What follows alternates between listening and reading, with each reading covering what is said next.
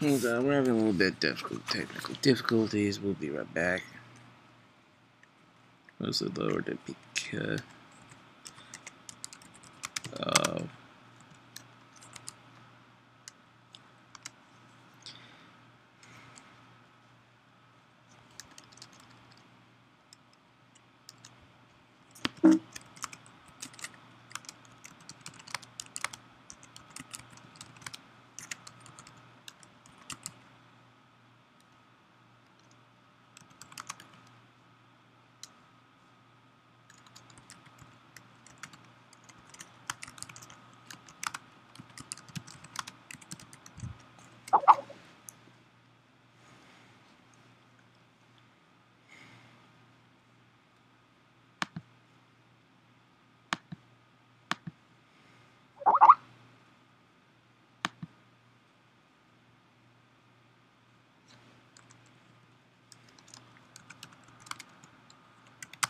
trying.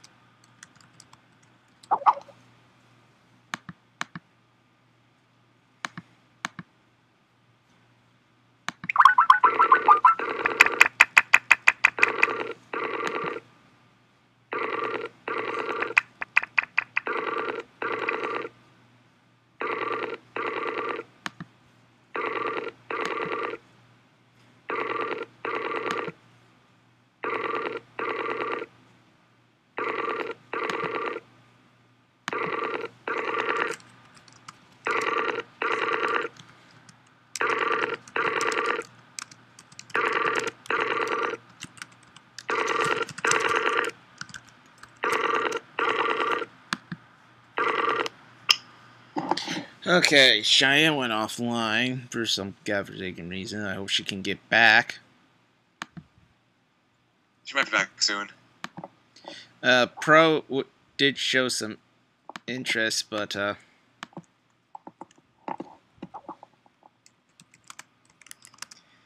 listen in.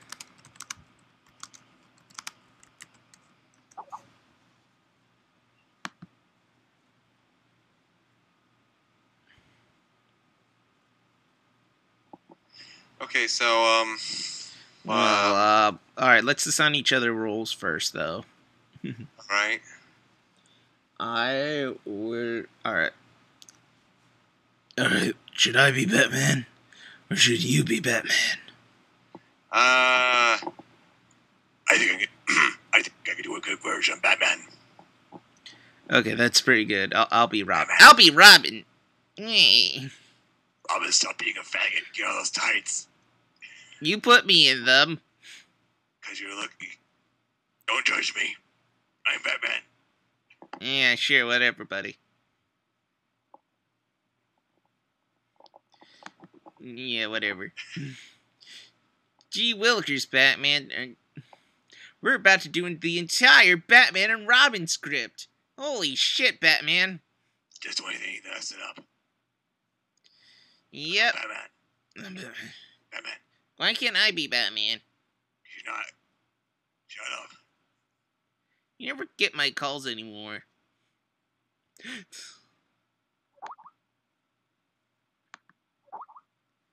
seeing other people. Oh, wait, hold on. Pro just sent me something. I see you, my friend, but I was already there. Pro's laughing at me. Holy shit, she knows everything I do. I bet she was looking up. Oh, God. I think she. Oh, yeah, it's right. I'm right. She's in the chat box. Show yourself, fiend. If that is your real name. Wait, what is your name? What? Pro's in the chat box. Pro Sonic. She's in the chat box of the live stream.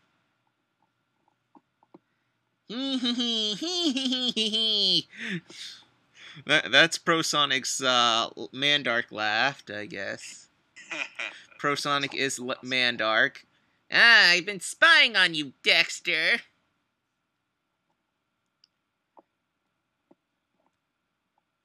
Now, if you'll excuse me, I'm going to watch a monkey and a duck have sex. Oh, that sounds awesome. Dee Dee. Oh, Dee Dee, why won't you accept my texts? I mean, sure, they're all pictures of my wiener. God. Oh, God.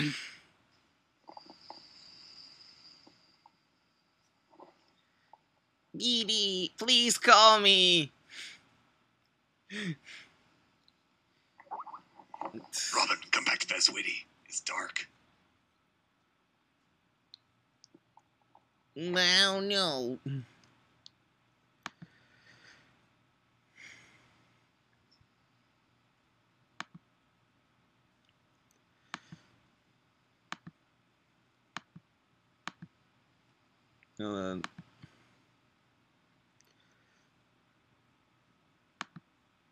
You gotta get another person in on this, even though, like, Pro's not gonna want to talk. Knowing her. You're gonna have to convince her to talk. Yeah.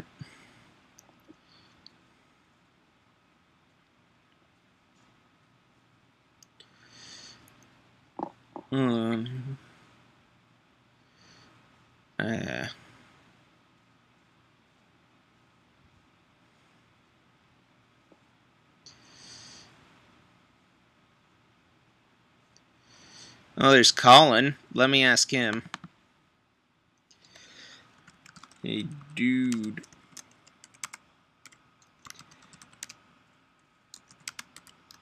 Hey, stream.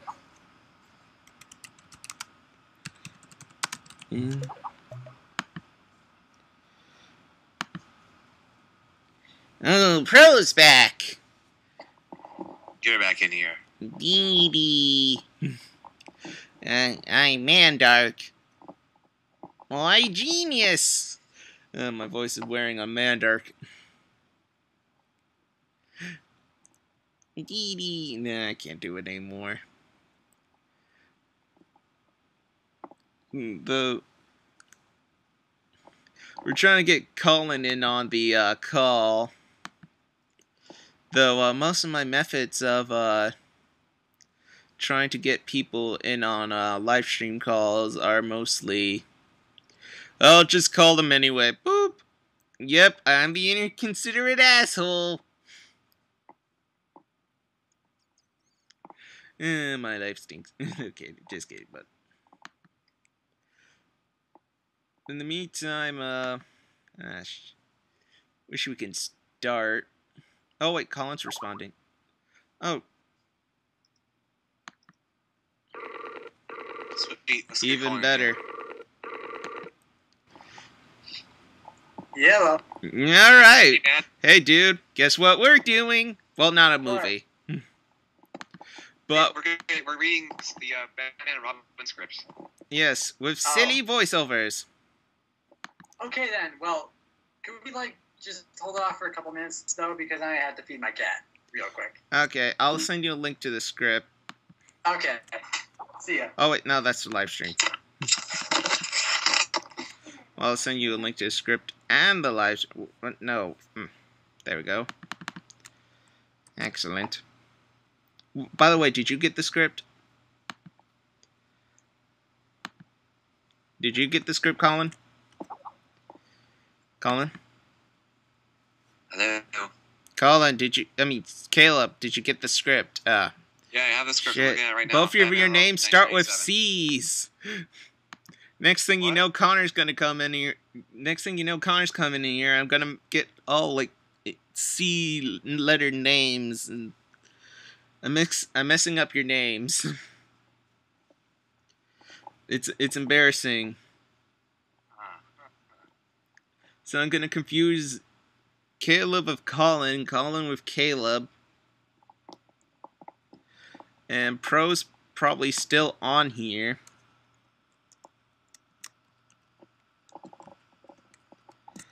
I don't know, let's poke her to see if she's alive. Or just bored. She's probably bored. Oh shit, she punched me, and Cheyenne's back. Holy shit, handbasket. Oh my gosh, just comments on Imager had the picture of the queen. Ah, she went offline. When 900 years old you reach, look at you will not. Quoting Yoda. That Dude. sounded like Darth Vader quoting Yoda.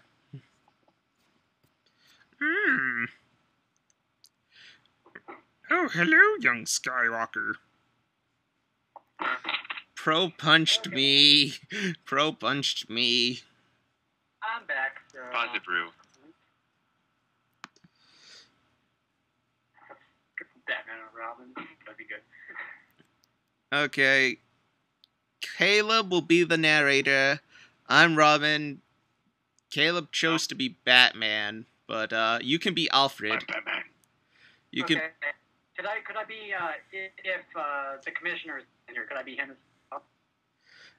You can be Batman. No wait, I'm Batman. You be Commissioner. Okay. I'll be Uma Thurman. Or no wait, I'll be Robin. Ani. Ah. What's going on? Wait, just to make sure the commissioner is in this movie, right? Because it's not really a Batman movie if he's not in it, in my opinion. It is, sadly. It's not a good one. Alright. Alright. I'll be Alfred then. Okay, so how far down do we actually start? Okay, Caleb's at 1. Like, this thing is numbered. And Caleb's gonna do, like, a narration. Okay. It sounds like poetry, though, but they might as well start. Alright, Caleb, hit it. Though Alright. before we begin, Pro looks really mad at me for poking. How I know what I'm supposed to read. Interior, Batman costume vote, chrome and shadow, black, all that descriptive poetry script. Chrome Basically, and you shadow. read the things. A black gauntlet snaps into place. A cape whips over a dark rubber back. A back-shaped buckle locks. A silver throwing bird is chosen from weapons tray. A glove hands lift a black eye mask. Tunic click shut, turning to reveal the chest-borne insignia of a robin. I'm sorry. Pro. Yeah. Pro Adobe Photoshop. You know, oh well. I'll record it. I'll record it. But it sounds like you were reading an erotic novel. Yeah. Sorry. It keeps going. You are reading an erotic novel. Joel Schumacher was thinking this the entire time. He had a huge erection while writing this. Well, that would explain the nipples on the bat suit. This is basically a 1997 version of 50 Shades of Grey. Aww. Look what you've got yourself into. Okay. Okay. Now do the live stream. Okay, back to the narration. Batman closes and emerges from his vault. Oh wait, you read that. Dude. Huh? You continue. You're at 3. Oh yeah, sure. Batman close emerges from his costume vault and water. Deeper excavation has doubled the size of the cavern. New state-of-the-art computing systems flash. Surveillance screen monitors, news police frequencies. Crime's worst nightmare. Batman strides towards the rising stream obscured pedestal which bears the sleek, redesigned Batmobile. Robin appears in the door of his costume vault, dressed in the black and red of his Nightwing costume. 2 Dark Avengers stand suited, ready to take back the night. Nice suit. And today you are? I'm Nightwing, the scourge of evil. Scourge of darkest evil. This is all about fashion for you, isn't it? It's the gear. Chick love the gear. Yeah, I'm gonna get late tonight. Alfred steps forward, out of the shadows. Do you call if you're going to be late for dinner, sir? Turbo's blows, roar. The Batmobile Apparently shifts the away, turbos Bruce are Arthur's a cane character. passes Apparently the engine is a character. The compass two of the Batmobile service pedestal splits wide like the opening pedestal of petals of a flower, revealing a sleek turbocharged motorcycle. Meet Robin's bike, the Redbird. Drive carefully, Mr. Wing. Master Wing. Oops. Master Wing. Don't wait up, Al. Pushes Alfred off the cliff of the Batcave. Explodes into life. The powerful bike shoots after the Batmobile. Alfred watches them go. Then he relaxes, lets his weight fall against the main console. A man not as well as he seems. Batman is behind the wheel. Robin visible through the window.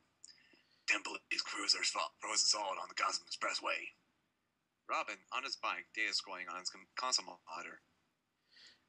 A giant drilling truck burrowing underneath the city.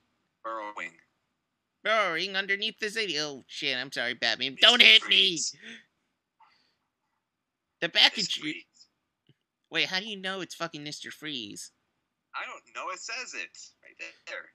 No. Tell me what made you suggest it was Mr. Freeze, Batman? I'm Batman. What fucking ever. The Bat computer tracks him and heading for Gotham Museum. The new antique exhibit, the second son of the Sudan. Of course. Wait, what? You don't forget. He's going to steal the giant white diamond.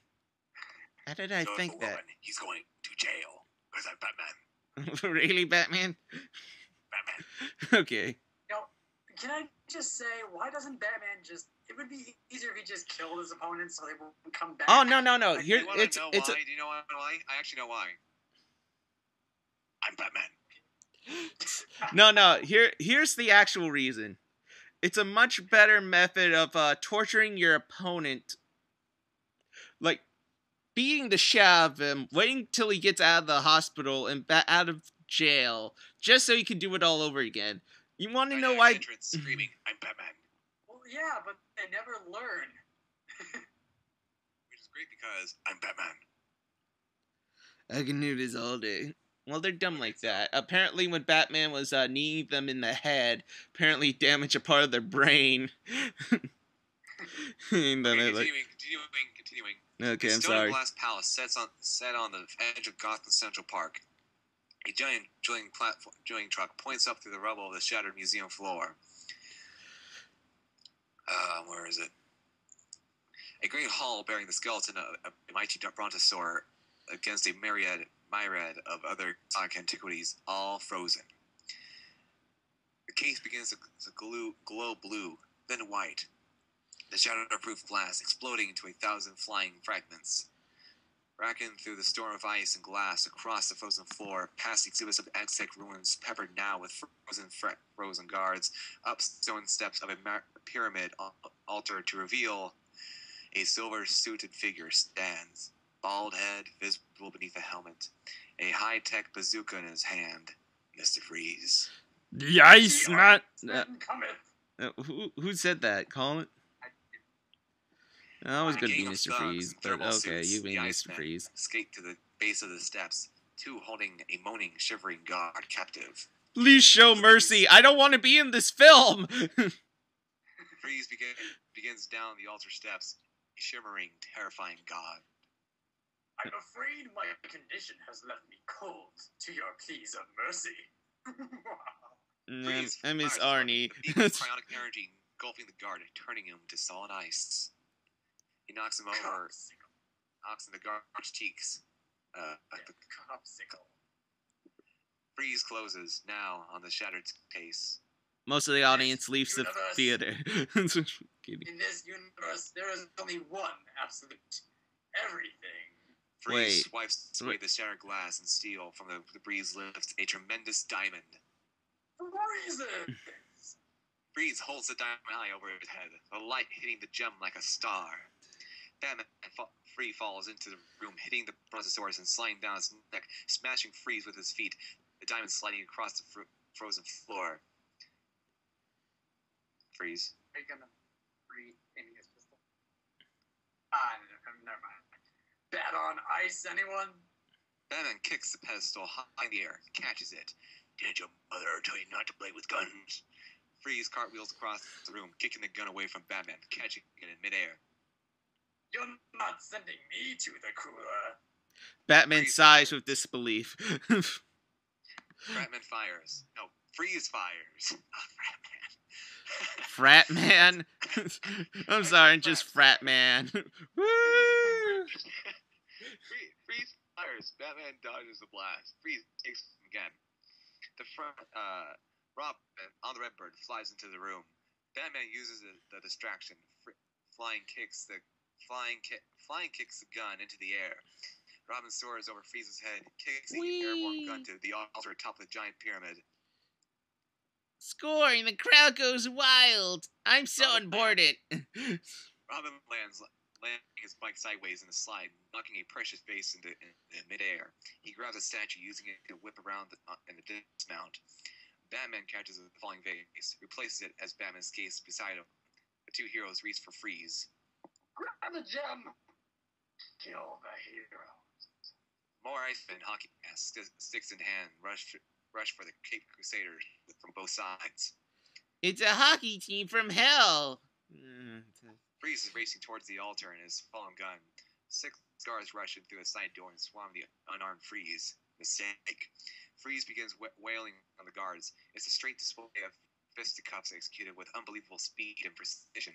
Hooks, jabs, upper and lower cuts, all perfectly delivered, filling the assault force. Katsui. That's not even a Freeze pun. He begins racing again for his gun.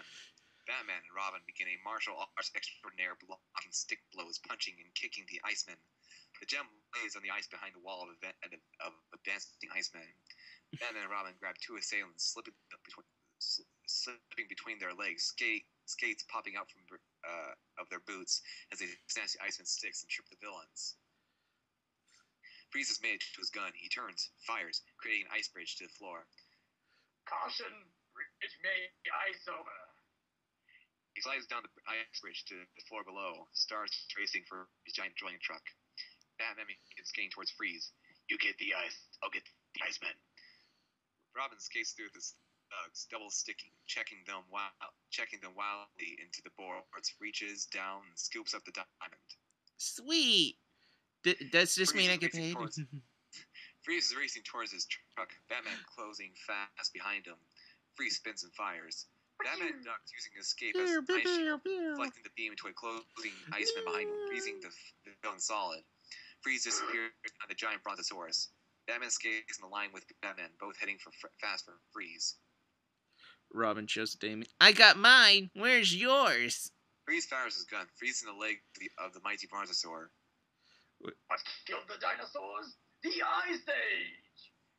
Freeze pushes on the belly of the beast, the mighty creature toppling forward, exploding in front of Batman and Robin. He's definitely extinct. I died inside. I'm sorry, Batman. Batman and Robin skate fast to avoid the debris. An Iceman flies in from the side, hitting Robin's hand, setting the gem flying free. My leg. Another Iceman skates to the gem, hitting it with a stick, sending the diamond flying up onto the landing by the front door. Freeze has made it into his truck, is climbing towards the hatch. The Icemen are a rushing wall between the Cape Crusaders and the gem. I must ask, who are the Icemen? Are they just... They're just basically hormonally challenged thugs on ice. They're like Canadian. Yeah, I was just picturing Iceman from the X-Men, but that would be stupid, and that would make this movie better. They're hockey skaters from Canada. Like the wimpy. I remember that scene. But all those guys look like meaty looking, and like they're like the worst hockey players you ever seen. Like yeah. They're the local team.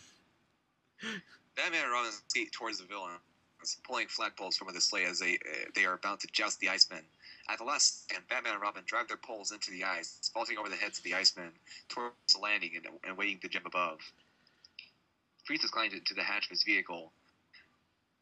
Hit me, boy. Batman and Robin land on the landing. Batman and Robin land on the landing inches from the gem. An Iceman escapes from the wings with a slap shot, sending the diamond flying.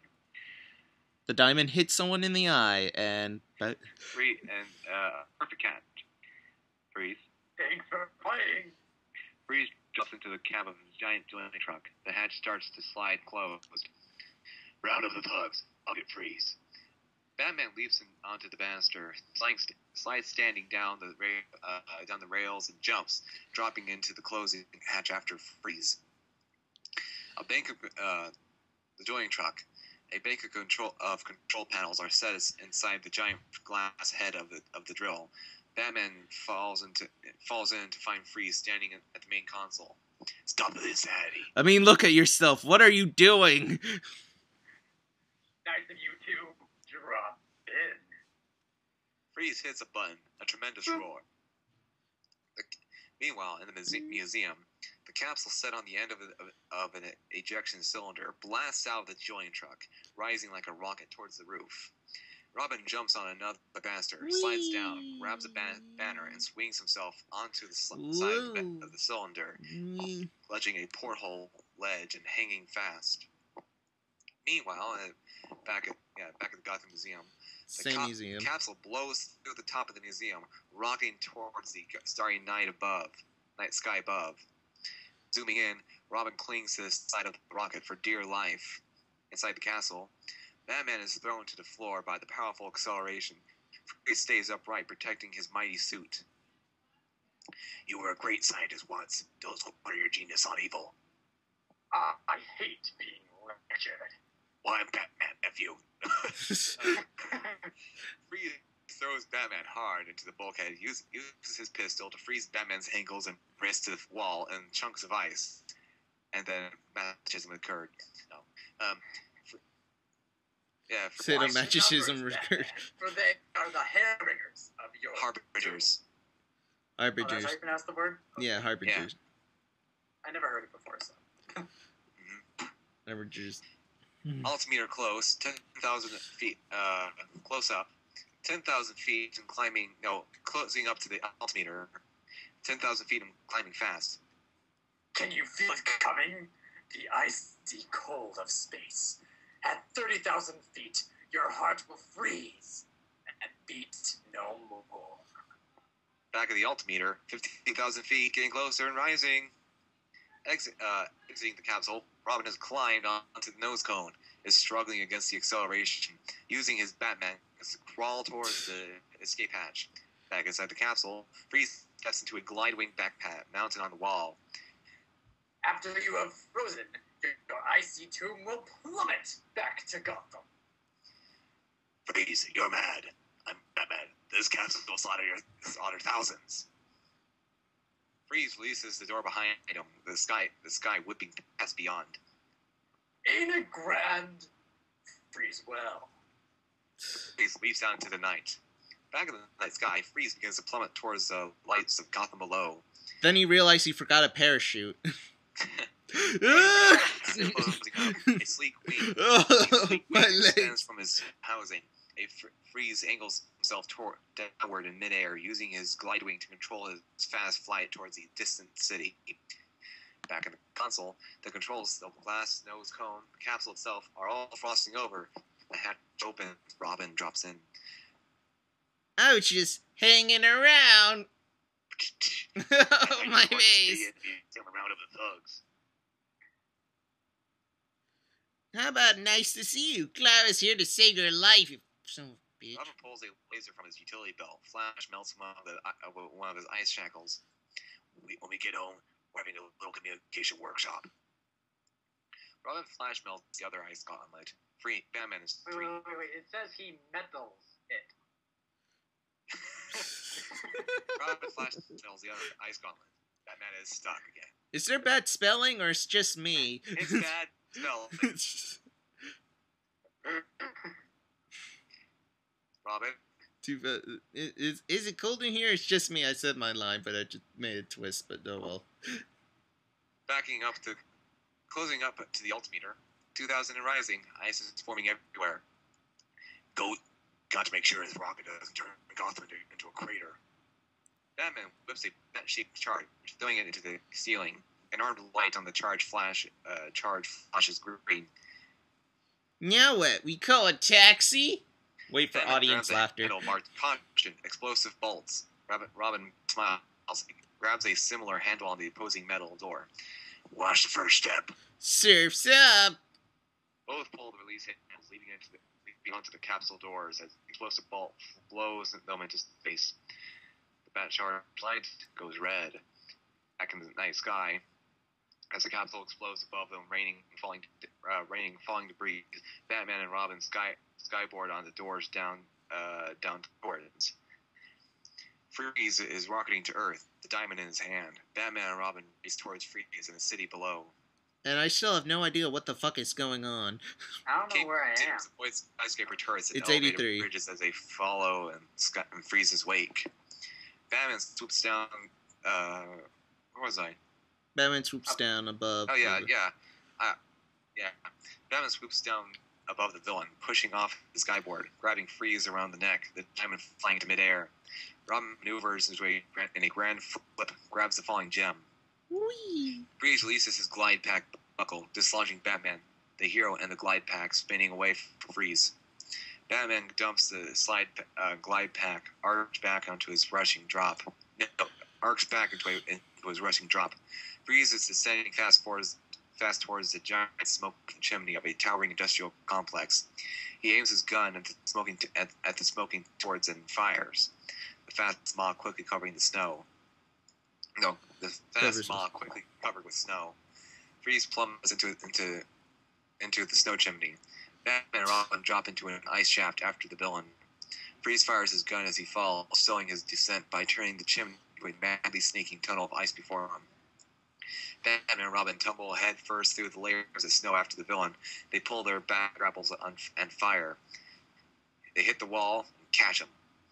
Batman and Robin use their tethers to slow their descent, landing hard in. Back in the industrial basement, a log submarine-like corridor. Cool, can we do it again? I hate Robin. Me too. Batman and Robin race towards Freeze, who was fleeing down to the other end of the corridor. He points his gun at the ceiling and fires. The sprinkler system pipes explode, forming a mighty, intense blizzard in a wind tunnel. Batman... Sudden temperature drop. Watch out for a blast Tree! Boom! Blast of wind roars. The jungle. Blast of wind roars down the tunnel, slamming the door, sending snow and ice whipping towards them. Wind. Batman and Robin whip their capes back and forth. I whip my cape back and forth. My cape back and forth. Batman and Robin whip their capes over their faces, pushing forward, fighting the storm, going through the doors one by one. Into the boiler room, it's frozen. At the terminus of the tunnel, a frozen boiler stands in the center of the icy moat of the building's internal reservoir. The doors swing open, Batman pushing inside. Freeze flies from behind the door, slamming the metal portal hard into Batman's face. Batman tumbles forward. Freeze raises his gun. I guess so. Freeze raises his gun. Another figure leaps in from the hallway. Freeze. It's Robin. Freeze fires, turning the boy into a frozen sculpture of ice. He plucks the diamond from his icy hand. Meanwhile, outside of Gotham City VFX, a schematic map of Gotham. Freeze's vehicles burrow underneath the city, freezing the firmament in his path and clearing away the debris, heading towards the boiler room. Back in the boiler room, over a rumbling, suddenly the wall explodes. Freeze's joining truck appears in the clearing smoke. Can you be cold, Batman? You have 11 minutes to thaw the bird. What will you do? Chase the villain? Or save the boy? Why can't we have both? No. Why can't we have both? Giant vehicle. Your emotions make you weak. That is why this day is mine. Stay cool, Bat. Okay, the next person. Mr. Freeze sounds like a snarky douche. In normal voice. next person to make a pun, I will hunt them down, fillet their back, cut the back, and make them eat their own back. I'm so done with these freaky puns. And Freeze is gone, sealing the tunnel hole after him with a blast of ice, clearing the frosted paint to wave goodbye. Batman moves fast past to the Wonder Boy, touches his frozen skin. He whips out his bat laser, points at the icy reservoir, and fires. The frozen water melts begins to simmer. The Cape Crusader immerses Robin in a steaming sea. Under the water, the boy's face is perfectly still. Then Robin's head breaks through the surface, coughing. He's alive. Did we get him? Outside, Why am I naked? Thunder roars. Lightning flashes a maze of tens and tarpaulins affixed in the ruins of the decaying prison mort.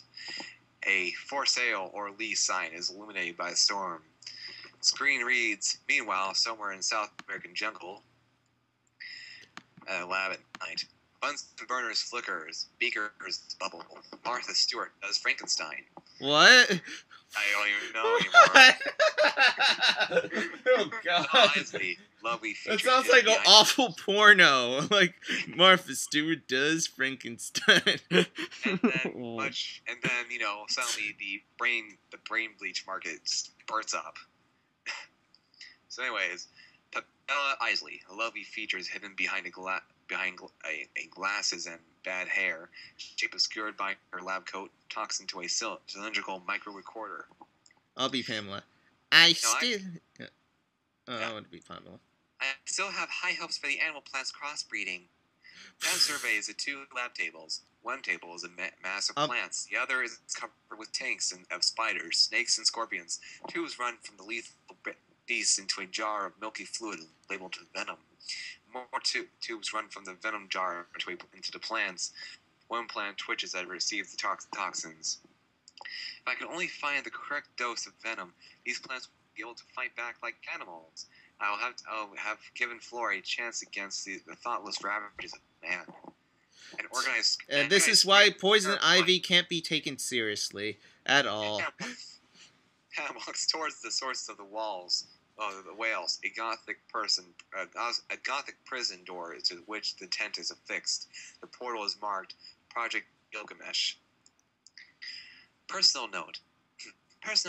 My work would proceed faster. Dr. Woodrow weren't always whisking my venom samples back to his mysterious Gilgamesh wing. Why won't he let me stay in his lab? No, why won't he let me into his lab? Another blood-curdling scream. Pants turns off the recorder. What is he doing in there? Just then, the door opens. A startled Pam dropping her recorder as lightning flashes, and Dr. Jensen Woodrow enters. Einstein's hair, a Manson's eyes. I've come to do the devil's work. Oh, Dr. Isley, loveliest flower in the garden. How fares our little ward? Woodrow moves in, too close, backing Pam against her work table. His face inches from hers. He spots the jar of venom. I hope you don't consider this sexual harassment. What do we have here? A lovely new supply of venom. Lifts the jar. I'll just take this into the laboratory for further study. For science! What exactly are you working in there? What are those screams? A bright flash of lightning. Woodrow advances on Pam. Oh, what are you doing later, baby? How do you love to share my secrets with you? But I ask, sweet sapling, can you be trusted? I refuse the invitations to dine. You refuse my invitations to dine. You hide your honey buds in these shallow robes. Show me your titties. Oh my god. More lightning and ever more deafening thunder. Ah, but there's romance in the air tonight. Just a little bit of advice, never refer to them as honey buds. Oh. So you're saying? Okay. Ah, but there's romance in the air tonight. I'm gonna fuck you till you love me. I'm kidding, but... Perhaps a moonlit stroll in the jungle, and then later, in the dark, we can share everything. I have the penis about the size of a fishing pole. Woodrow has her up against the wall. his twitching lips only inches away from her. Pam winces, manages to step away. Another scream. You had to tell me what you're doing with my venom. Nasty. You must show me your secrets, Blossom, before I show you mine. Pam Yes. watches him leave as the door to the Gilgamesh wing swings closed. Pam kicks her fallen recorder, the metal cylinder rolling between the door and jam, keeping the entrance from sealing. Back into the Gilgamesh section. Pam steals through the crumbling hallway of an abandoned prison, following the screams over as they grow ever louder. Pam steals through the crumbling hallway of an abandoned prison. Back. Derp. Thanks to flashing super craze, a gurney is surrounded by a sparking and humming equipment. Frankenstein meets Frankenstein. What are you thinking, Joel Schumacher? Woodrow emerges from the shadows, a portable phone in hand.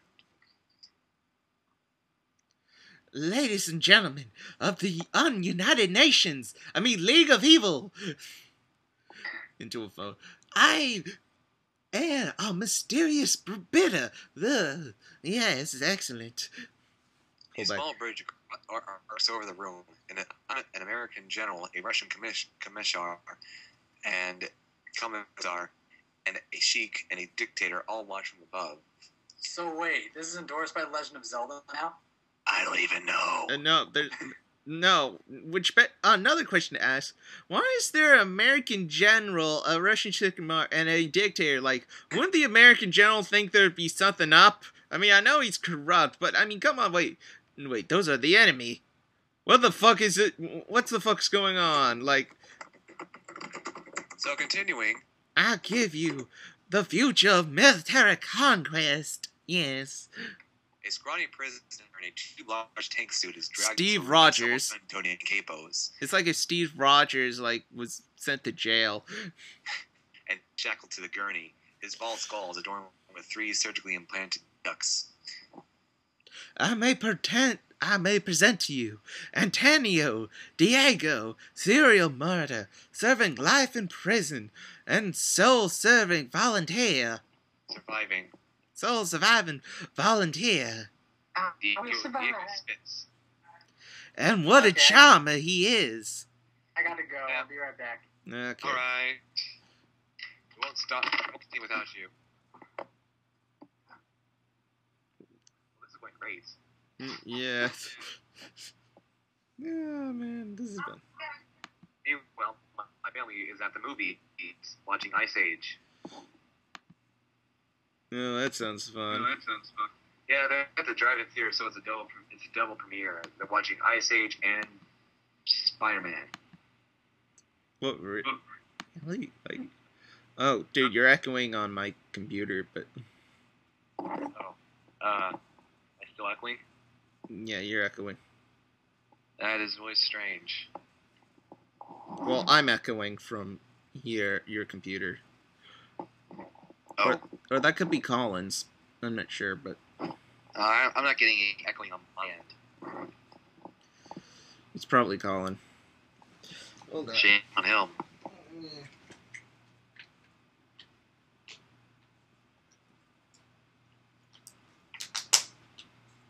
Oh, I'm glad I got water, though. Though, I'm sorry, what bothers me the most is that line of, like, Martha Stewart meets Frankenstein. Like, hold on, let's go back a little bit. Who's Martha Stewart again? She's that home decorator that got sent to prison. So, I'm petting my cat right now. Oh, no, wait, it was Martha Stewart does Frankenstein. Oh, I see. Martha Stewart does Frankenstein, and, like, she's like that home decorator, like, okay, we're gonna make a lovely vase today. Oh, and these curtains would look lovely. Isn't Martha Stewart, like, uber famous? Well, she's like a home decorator. Yeah, she's very famous, though. Yeah. Well, as famous as Martha Stewart. How can she be famous? You haven't even heard of Martha Stewart. I have. I just can't remember her name. I can't remember what she did, but I knew her name. What? Everyone's heard of Martha Stewart. Yeah, she went in jail because of, like, financial fraud. Well, not only that, she has a TV show. Been on forever. I don't know if it's on anymore, actually. I don't even know either. Hey, you know Bob Ross? Bob Ross? Bob Ross. Oh, he's dead, though. Yeah, I know. Which sucks. The internet is finally getting to Bob Ross. What? The internet has finally acknowledged Bob Ross. The internet? Yes. I thought they already did. No, they kind of acknowledged him, but he's been on the internet. However, the internet is now just embracing him. They're finally embracing his talents and his personality. He has become viral once more. He's became viral once more. Oh, for the first time, I guess. He's going super viral. He is now an internet personality, a ghost in the machine. So Bob Ross is in the Matrix and he's the architect? Yes. He's painting all those little trees, those happy little trees. God.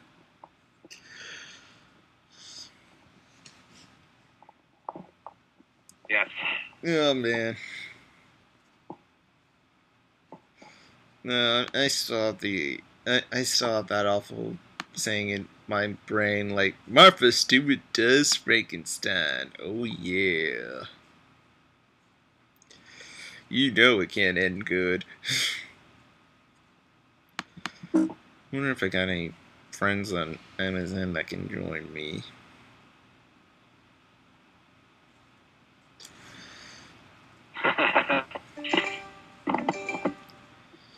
Nope.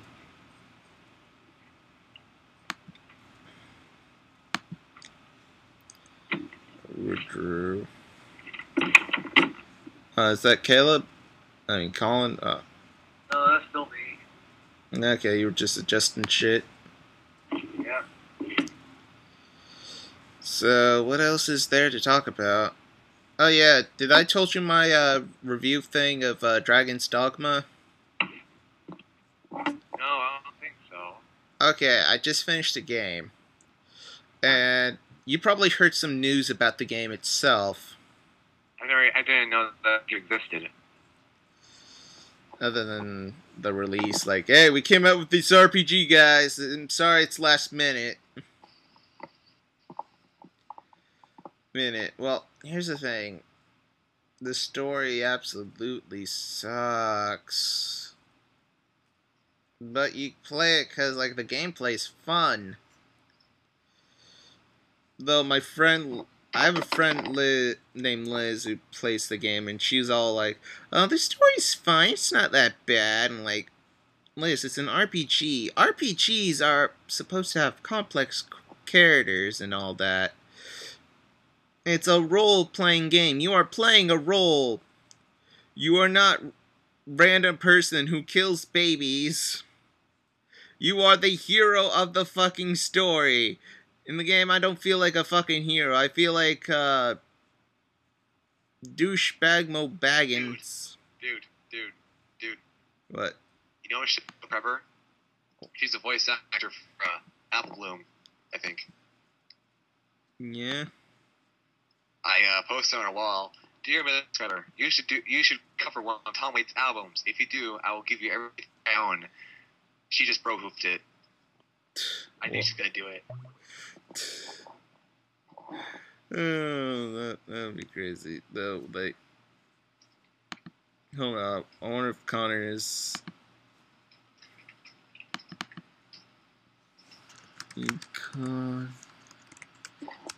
You back?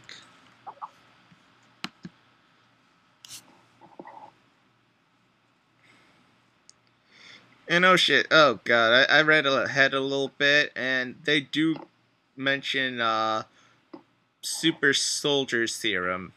Like, Ouch! Ugh. oh, what happened? Like my cat. You know, cats will go up to the scratching post and just kind of lean on them and pull down with their claws and tear stuff. Mm-hmm. My cat just did that to my leg, and I'm in shorts. Oh, that hurts. Yeah. Oh, This is the first time he's shit. done it either. Oh. Just came over, she's like, hey, let me just stretch on you, Crip. Ah! Yeah, so. Oh, man, that must have hurt.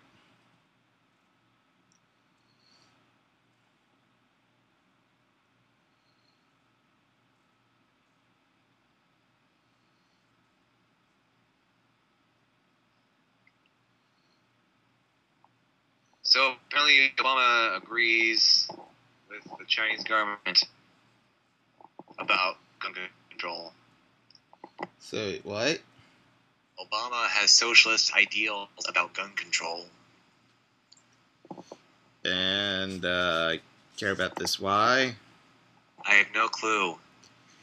I guess it kind of strokes my bitter feelings towards Obama. It's just, thing is, like, I mean, it's not. It's I'm not fond that of was my guns fault for myself. bringing it to politics. I'm not fond of guns myself, but if you want to keep a gun, go ahead. Just don't put it around kids. Yeah.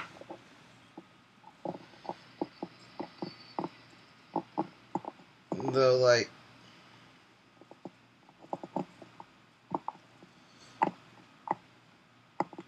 actually, how about this? You know, how about this? I thought of something. How about this? How about separate the gun parts? That way your kid won't have any idea of, like, how to put a gun together. Well, what kind of context is this?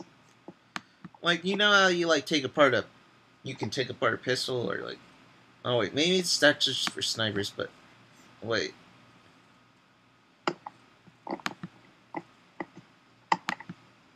Oh. Oh, crap, I closed out my window by accident. What number are we at? I don't know. 180. I know Yeah, my one. I think we're at 124.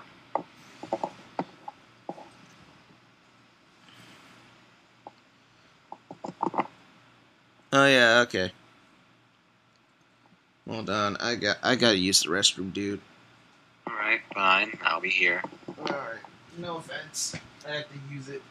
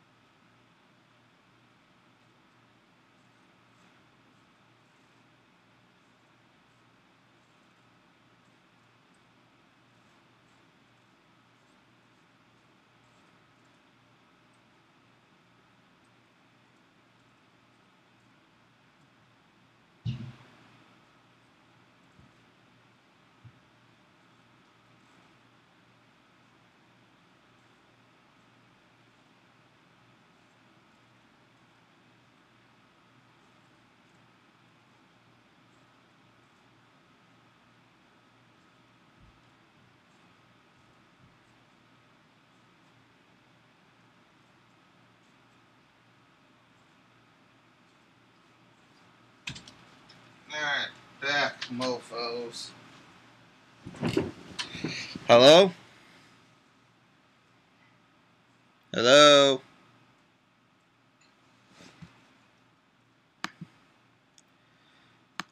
Oh shit, I'm alone.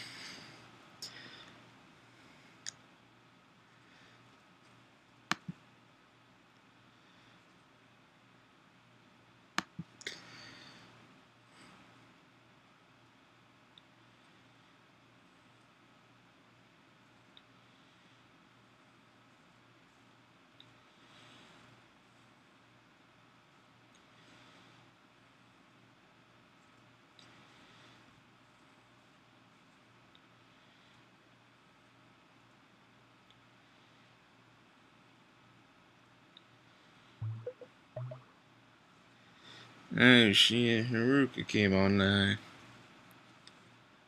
Hold on.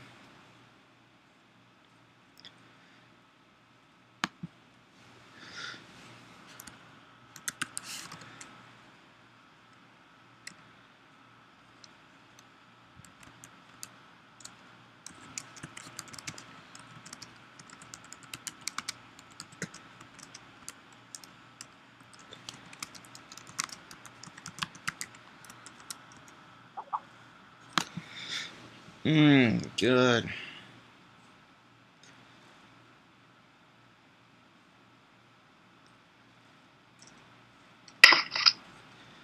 Hello? Hi. Okay, Caleb left for a bit, but I don't know when. Now it's just awkward, like, okay, me and Caleb were just here, and then I had to use the restroom. Now he's gone. Well, That's weird. did he like arrive right when he left or something? I don't think so. Okay. Oh, man. But still, I'm still bothered by that line. I was telling Caleb earlier about, like, Martha Stewart does Frankenstein. Oh, Lord. Oh, good. Okay, we're gonna make carpet chest drapes. Oh, God. Oh, my God. Well, you know, when we're done with this, I think it might be fun to do a dramatic reading of this song. Okay.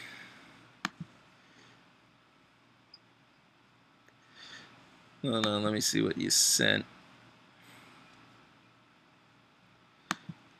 Oh, wait.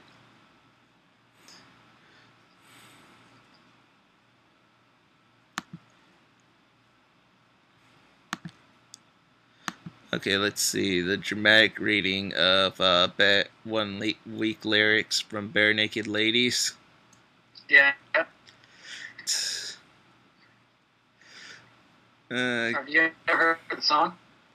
I think I remember it. It's kind of a song that you find yourself listening to when, like, you're skimming for the radio. It's been 1 week since you looked at me, cocked your head to the side and said I'm angry. 5 days since you laughed at me saying, get that together and come back and see me. 3 days in the living room. I realized it was my fault, but I couldn't tell you. Yesterday, you've forgiven me, but it's still 2 days till I say I'm sorry. So it's a song about fast relationships. Well, that's the chorus, but like the rest of the song is about nothing and everything at the same time. Hold it down and watch the hoodwink. Oh god, that movie.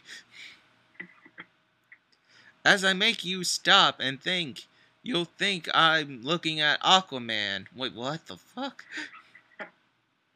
And I'll summon the fish to the dish. And hizzy wow chow being and anyway, although I'm like the shallot Swiss, I like the sushi cause it never touches the frying pan. Hot like wasabi when I bust rhymes. Big like Lee Ann Rhymes. Is that a real person? Caleb, is that you? Yes, I'm here. He went on without me. No. Me and Colin, we didn't start anything. The thing was, Colin wanted me to do a dramatic reading of the song from Bare Naked Ladies 1 week. What? And I was doing a slow... Click the link to see the lyrics that I sent. These lyrics make no goddamn sense. Hold on. Because I'm all about the value, Bert Camford got mad hits. Tried to match your wits. When you tried to hold me, but I bust through. Gotta make a break and try to a fake. I like stickin' and achin' and shake. 'Cause I like vanilla, 'cause it's the finest of flavors. What is this guy? Like,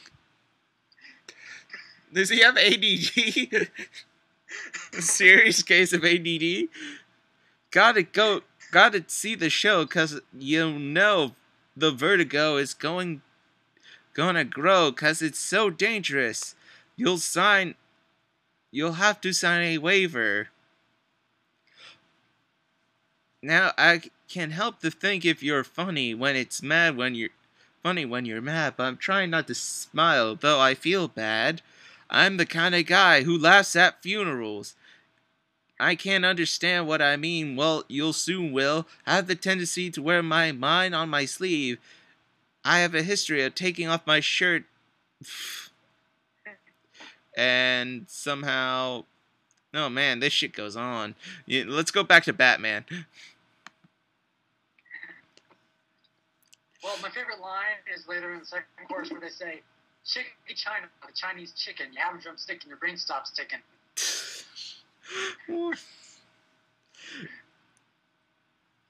I mean, the song's catchy, but you don't understand what that fucking singer's saying. I know. Alright, Woodrow. We're at 124. 124. Wider.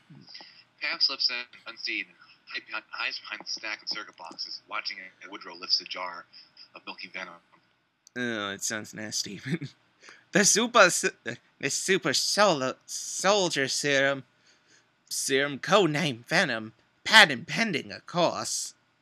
Yeah. Woodrow pours the venom into a high-tech injector pack, strapped up to the back of the gurney. He lifts an open front black and white mask attached by snake tubes to the injector pack. Wait, where are we right now? We're at we're almost at 25. We're almost at 125. Notice the hassle-free zippers. Zippers! He pulls the oversized mask over Diego's head, tubes fitting into the ducts in his skull, zips the fabric closed over his face. Lifts the remote. Time to scream! Yes, scream, bitch! Shut on the remote. The injector pack begins pumping the milky venom into Diego's skull. Diego screams. Something strange. Diego realizes he's being skull fucked by His chest begins to enlarge. His neck becomes thick. His forearms grow. Okay. Behold, the ideal killing machine. I call this little number Bane. The Bane of humanity. Get it? Imagine your own personal army, made up of thousands of these super soldiers. Bidding begins at a mere $10 million. Though... Why does part of me actually want to see this scene for some reason? I don't know. Well, the thing is, like, Bane was played by Randy Macho Man Savage, the wrestler. The guy who said, slap into his Slim Jim. Woodrow ups the venom flow, and possibly the prisoner grows larger. Arms and legs shackles snap. Bane lurches from the venom pump, smashing consoles, sparking components, raining down around Pam. Pam screams. As capos rush to subdue Bane, Woodrow strikes the dazed Pam. Welcome to my parlor. Woodrow is escorting a nervous Pam back to her lab. Our original sponsor had no stomach for military applications. He cut funding to our work. Yeah. Work? Without your research, I could never have come this far. Join me, two of us entwined side by side. And by side by side, my dick in your butt. They've arrived at Pam's workshop. Woodrow opens the door. Join you? I spent my whole life trying to protect plants from extinction. Now you corrupt my research in some maniacal scheme for world domination. I love you. When I get through this, you will be able to get a job teaching high school chemistry. Do you hear me, you psycho? Well, I can respect your opinion, but I already teach high school chemistry. I tell them how to make pot. Woodrow shoves Pam fish. No. We teach students how to make crystal meth. No, yes, crystal meth. Oh, yeah, crystal meth. Teach how to make crystal meth. Woodrow shoves Pam viciously backwards into the interconnected cables. Plants and poisonous beasts raining down on top of her. Sadly, I'm not good at rejection. Woodrow begins pulling shelves and cages and bubbling beakers crashing down atop the struggling Pam, burying her and all her specimens entirely. I'm afraid you'll have to die. Woodrow smiles as the sounds of Pam's struggles are finally silenced. He turns, heading back to the hallway. Fellow maniac, the bidding begins. Yes. Bruce stands with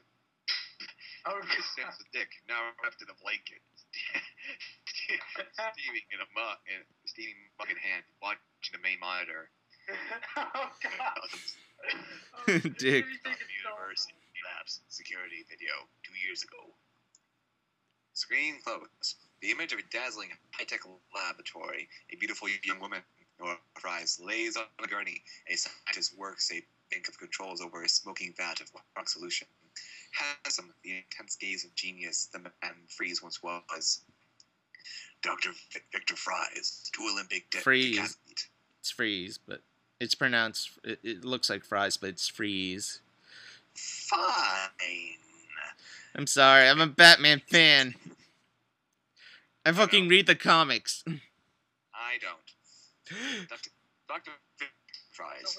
Two-time Olympic decathlete, Nobel Prize winner in molecular biology. After his wife contracted rare disease, McGregor's syndrome, he hoped to freeze her in cryogenic sleep until he could find and discover a cure. He's aware everything goes ignored. Alarms flash. A panel explodes. Freeze is blown into a vat of cryogenic solution. The liquid is 50 below.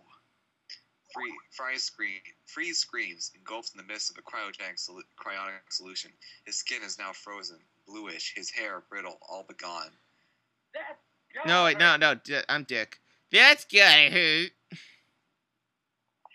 Somehow he survived, but the cryo solution mutated his body. The display shows a turning schematic of Freeze. What happened to his wife? Presumed dead. No one knows. The display now shows a turning Mr. Freeze. Compartments in both suit sleeves are highlighted, flashing diamond shapes within. He needs extreme cold to survive. His cryosuit uses diamond-enhanced lasers to keep him at sub-0 degrees. Let me get this straight. I'm in a movie called Batman and Robin. I'm kidding.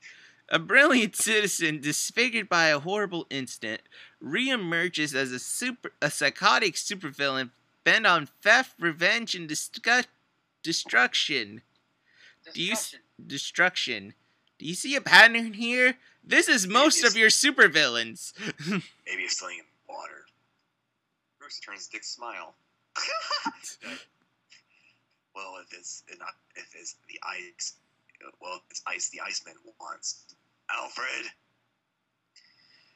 Alfred stands near the costumes, clutching a console. A man in intense pain. He lets the waves subside, regaining his composure. Alfred emerges as if nothing were wrong. I need the Wayne diamonds. We're gonna trap ourselves a snowman? Absolutely. Just as soon as you take 10 hours training in the simulator. Well, I made a mistake. I'm sorry. Don't go all protective on me. It won't happen again. Dick, penis, rod, pole. You were reckless. You could have been killed. Johnson, Wait. cock. I'm fine. See? Me, here, alive? I'm sure you don't want me alive, but how are we gonna work together if you're never gonna trust me? How indeed. Bruce stares at the two of them. He smiles in a wry smile.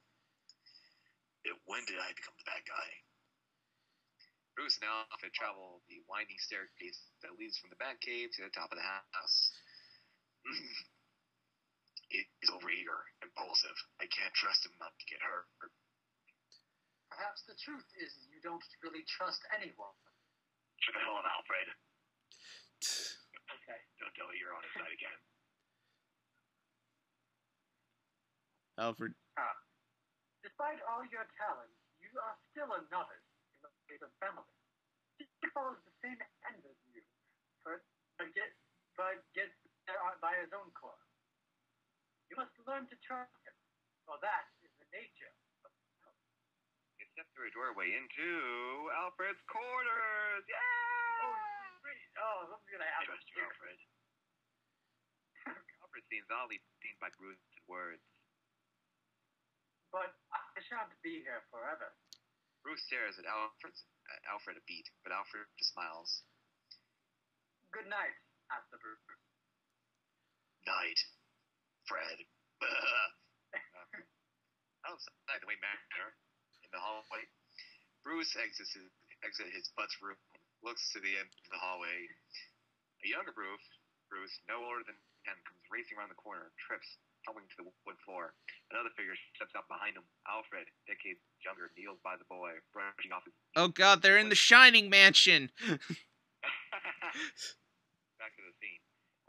Bruce winks away the image from his past. Only a fragile ghost of memory moves up down the empty hallway. Alfred sits at his computer, activates the screen. He lifts the CD, slips into disk drives, begins to type. Override engaged. No, I want to be the computer. Override engaged. Copying to protect files. Alfred lifts a micro recorder. Alfred. Still unable to reach you. Have file information you must see. The files Alfred is copying.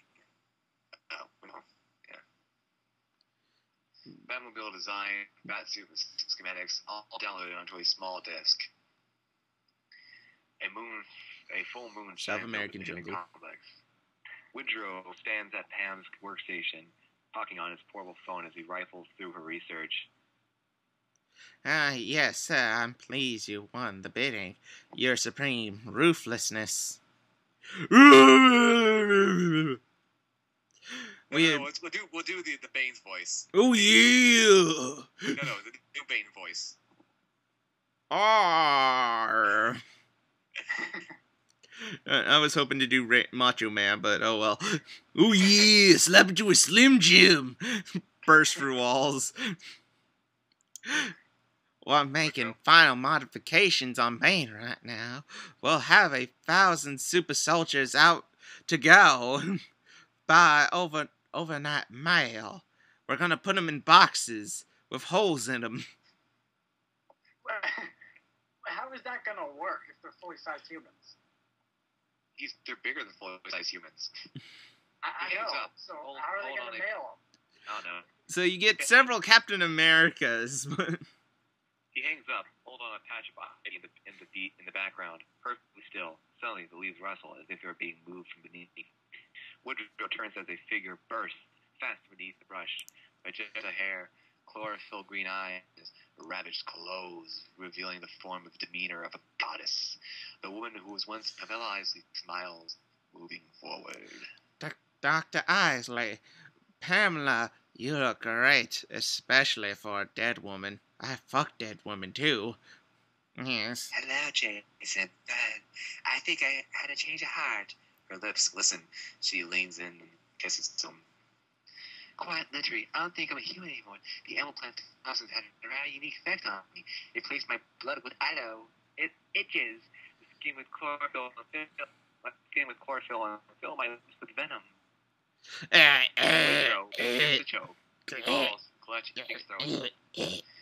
Oh, And wait. Jason, I was just gonna say, like, what would happen if she actually wanted to go on a date or something? That would just suck. Oh, Sorry. and Jason, one other thing. Silly me. I probably shouldn't have mentioned this earlier. I'm poison. Sure. Doo-doo! It's the jungle in here. Dad spills beakers of chemicals onto the floor. She throws a Bunsen burner to the ground. The lab suddenly inflames. Let the flames touch the sky, for I am nature's arm, her spirit, her will. Hell, I am Mother Nature. The time has come for plants to take back the world so rightfully ours, because it's not nice to fool with Mother Nature. Something catches Uma Pam's Thurman, eye. everyone. Pam lifts a broken beaker on it, the Wayne Enterprises logo. Bane screams and listens. Come, Bane, darling, we've got a plane to catch. Oh, yeah! Listen Snowy here, ice Hulk cream Hogan. factory at night. An abandoned ice cream factory built in the shape of a snowman's face, a dripping cone stuck in this giant snowball head. Snowy ice cone screen factory. Abandoned, always freezing. Ice sculptures everywhere. Freeze walks the bowels of the old factory.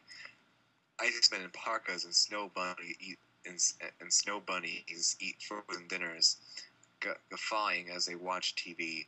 The sexiest bunny sounds up the freeze. Miss Crazy, I'm feeling hot. I find that unlikely. Okay, but my hair is brittle and my skin is dry, and I don't care. I'm with the blizzards to have you. You're most perfect man I've ever known. To be frozen, never change. A life of perpetual isolation. There is only... there is Mrs. little B. Haven perfection. leaves him.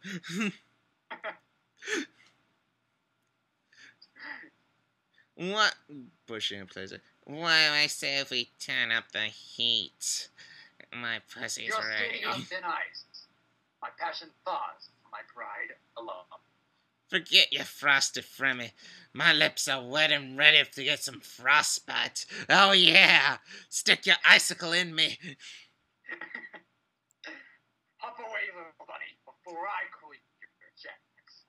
Permanently. Okay. Bunny storms Boing, off. boing, boing, boing, boing.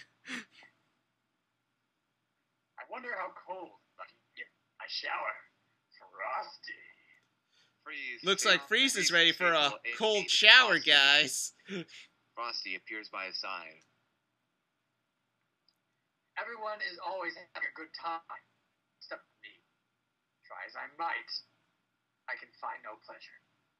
Perhaps my heart truly has turned to ice. Arnold Schwarzenegger, Freeze everyone. lifts his gun and fires, freezing Frosty solid. Well, that was fun. There's hope for me yet. Freeze stares at his frozen Ada beat, changes the setting on his gun, and fires. A thawing beam melting Frosty, so he stands now, soaked and dripping like a wet cat. Freeze turns on his heel. Frosty follows him past mounting files of research, scrawled schematics, an icy workshop. Do you think I'm mad, Frosty? Yeah, that's really a judgment call, boss. A flashing display on his suit watch reads low power. Bat on the bat exhausted my power. From a safe, Freeze takes 3 small diamonds, places them in a suit compartment. His power level sparks to normal. But I was successful, nevertheless. Freeze continues to a pedestal atop which sits a machine powered by 2 giant diamonds. Slots for 2 more diamonds are empty. He removes a giant stolen diamond from within his tunic, places a gem in an empty 3rd slot. One more diamond of this size, and my freezing cannon will be complete. I will hold Gotham ransom, unless this city bows to my demands. It's winter forever here in Goat Town. Wait, I thought it was City Gotham. fathers- What? Why is it Goat Town now? I never I heard don't of it. even know. Welcome to Goat Town, the DC universe. Anyway, continue. The city father will have no choice but to give me the billions I need to complete my research to find the cure for Freeze has come to a frozen wall. AIDS. leave us. We need quality time. Wait, As so he's Frost mirroring faces a wall? just in the background, Freeze enters a walk-in freezer, lifts a frozen dinner box, a secret vault opens. Freeze steps into Freeze's subterranean vault. Ah! Oh, Within, a computerized glacier-like sarcophagus bears his frozen wife, a snowflake pendant around her neck. soon we will be together once more. Why don't you just thaw her? Because she'll die! Apparently, yeah, they said that in the comics as well. But not only that, but I just imagine him trying to, like, tongue kiss his wife while she's frozen popsicle and getting his tongue stuck on the cryo freeze tube. Freeze turns towards his research, heading back to work. Nothing frustrates a man like a frigid wife. Quite literally. Robin is fighting Mr. Freeze and his cronies. Robin delivers a fast set of spinning kicks into the thugs, throwing them like toys. A thug carrying a large diamond breaks free, racing away. Robin leaps for the escaped thug, putting his back to Freeze. Freeze raises his joined fist high above Robin's head, coming down fast. Robin is done for. Oh no! Suddenly, Batman swings out from the dark, his boots flying into Freeze's chest, sending the villain hard to the ground. Batman drops to Freeze's chest, hammers a series of punches into his tunic, rendering him unconscious. Batman looks up at Robin. We'll be starting again now. Just then, Freeze's hand shoots up, grabbing Batman by the throat. Paul's virtual reality simulation. Oh, damn. Pushing in as Batman reaches towards his cowl. Screen wipes to reveal Bruce Wayne. Pulls off a pair of VR goggles. Bruce and Dick, Cock Johnson Falls, also in VR goggles, stand on an empty platform in the back of the Batcave. I got the diamond. Quel problemo, Bruce? You left your back wide open. Freeze killed you. Why so serious, Bruce? You're not the Joker. Dick demonstrates a spinning back kick that would have dropped Freeze on his tracks. I had it covered. The doorbell rings. You know, in the circus. No, it's not mine. It's my time. It's my dude. It's my line. Oh, derp. You know, in the circus, the Flying Graysons were a team. We had to trust each other, because if we didn't trust each other, we'd often be dicks to each other and just let the other acrobat fall. Oh, fitting simulation. name. We had to count on each person to do his part. That's what being partners is all about. And simulation. Ambient lights come up in the cave. Sometimes counting on someone is the only way to win. Doorbell rings again. You should probably pick it up. Where's Dick? Al? Dick heads for the door. Bruce, following him. We just wants to pretend that I'm the teacher and you're the student. Columns of dancing sunlight fill the giant entryway. Dick goes to the front door as Bruce meets Alfred emerging from the background. I must have dozed off. My sincerest apologies, sir. Screw you, Alfred. You're sleeping outside tonight. Well, fuck you too, then. No apology necessary. That's the first time in 30 years. Bruce smiles, but he can't take his eyes off Alfred. The butler seems pale, older than usual. Mystery pizza delivery? Dick opens the door. A young girl stands in autumn light. Beautiful. Oh shit, another girlfriend. Barbara Wilson. Great, another Batman girlfriend. Next thing you know, he's gonna tell the girlfriend, I'm Batman. So wait, did all the Batman girlfriends pretty much die? No, they just know that he's Batman. Well, what that and they could have fucked Batman over. That and they sometimes fuck Batman over. Oh, yeah. Well, then why doesn't everyone know who he is then? Someone was bound to tell. Hey guys. Come on. Okay. Let's. You know, you're making me think that too. Like, why didn't any of the girlfriends tell of Bruce's identity? You know, forget it. Please be looking for me. Please be looking for me. Who's Barbara? Colin, Barbara. Colin, be Barbara, Oh, okay. since you're related to Alfred. Okay. I'm so sorry to trouble you, but That's when the girl supports Alfred. The old man's eyes will widen. Uncle Alfred. Barbara rushes in, past Dick and Bruce, into the old butler's arm. He holds her close. Bruce and Dick face each other. Uncle. We have to say it together. 1, 2, 3. Uncle. Oh. Sorry, I had to. Bruce, Alfred, Dick, and Barbara tour the manor. Or the gardens. How long has it been, Uncle Alfred? 10 years. Barbara isn't really my niece, me niece. She's Joanna Clark's daughter. Of course, Alfred still keeps your mother's picture in his room. You know, Anybody Bruce want now, to tell so- me, tell us, the kids in the cheap seats, who Jonah Clark is? Oh shit, Robin just broke the fourth wall. Joanna and I were in love in London. But when I realized our age difference was too extreme... Well, Goddamn Alfred, you're a pedophile too. Uncle Alfred left for America, much to my mother's dismay. Eventually, she married a young physician. Money. Back in the stables. Al's maid Squeeze, is she here? I'm about to scrap. Everyone looks up. I'm about to scrape the bottom of my shoe off with my tongue, right? What? It's like saying my wallet tastes good. But My parents were killed in an auto accident 10 years ago. Alfred has been supporting me ever since. You have? Secrets are a virtual prerequisite in this house, don't you think? I'm on break from Oxbridge Academy. their new computer sciences division. How did you know? Recognize the accent. Oh.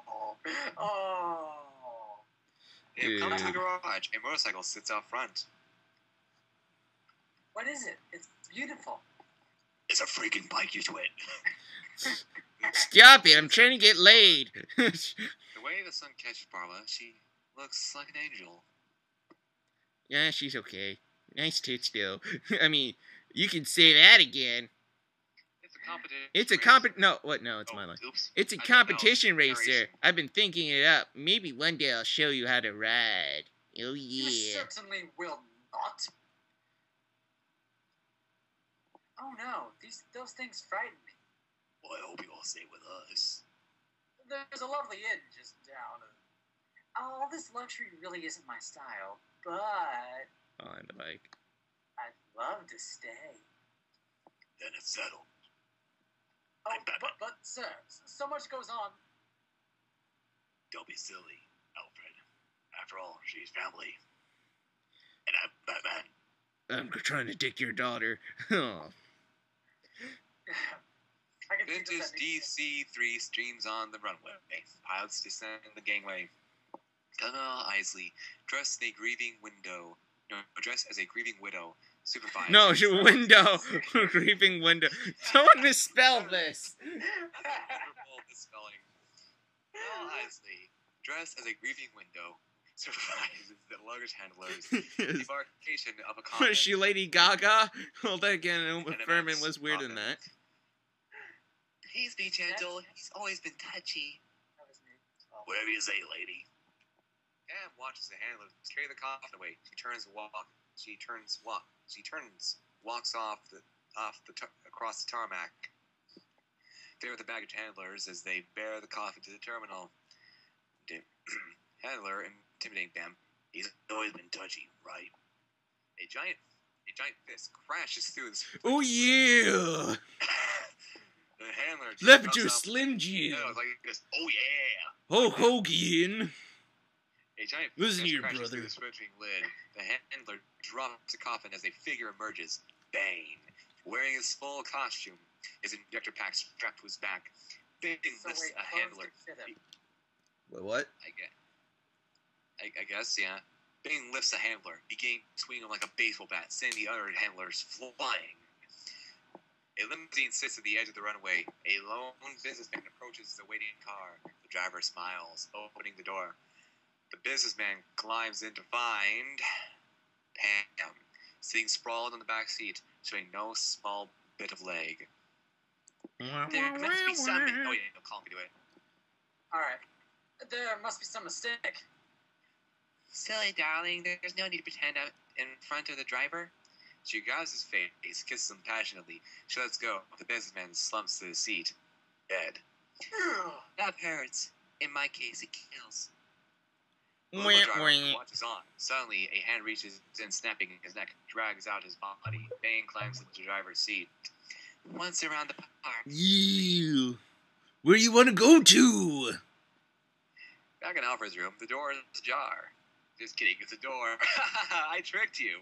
A gentle knock. Barbara pushes inside, wearing a long terry robe. The room is empty. She notices a pile of envelopes on the desk. All addresses to Wilfred Pennyworth, Royal Court of Marigenport. It's Alfred. Why do you name yourself Wilfred? Also stamped return sender. I didn't know sneaking around was on the curriculum at Uxbridge. Barbara turns. Alfred steps from shadows in his robe. I'm sorry, Uncle. I came to tuck you in, and you came to tuck me in. That's quite a switch. I'm looking for my brother, Wilfred. He is first butler to the Maharaja of Maharaja. Marigenport is a floating court. It travels across India, so Wilfred can be rather difficult to find. Alfred taps his computer keyboard. Full motion images of a represent royal court carried entirely on the back of elephants. What? I don't even know. God damn it. I guess they don't have fax machines on elephants. Wow.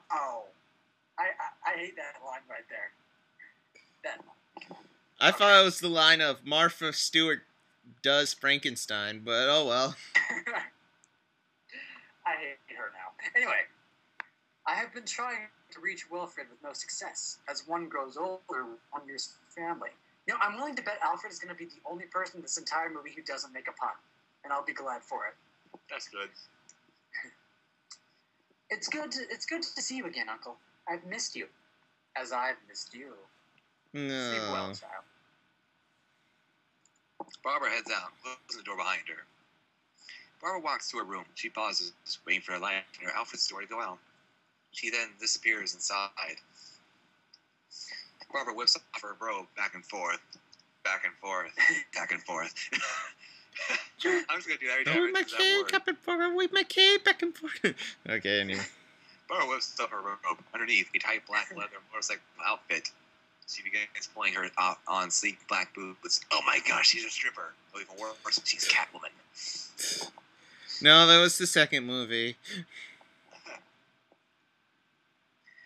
A knotted climbing rope tumbles out of one of the windows. A figure expertly descends into the courtyard below.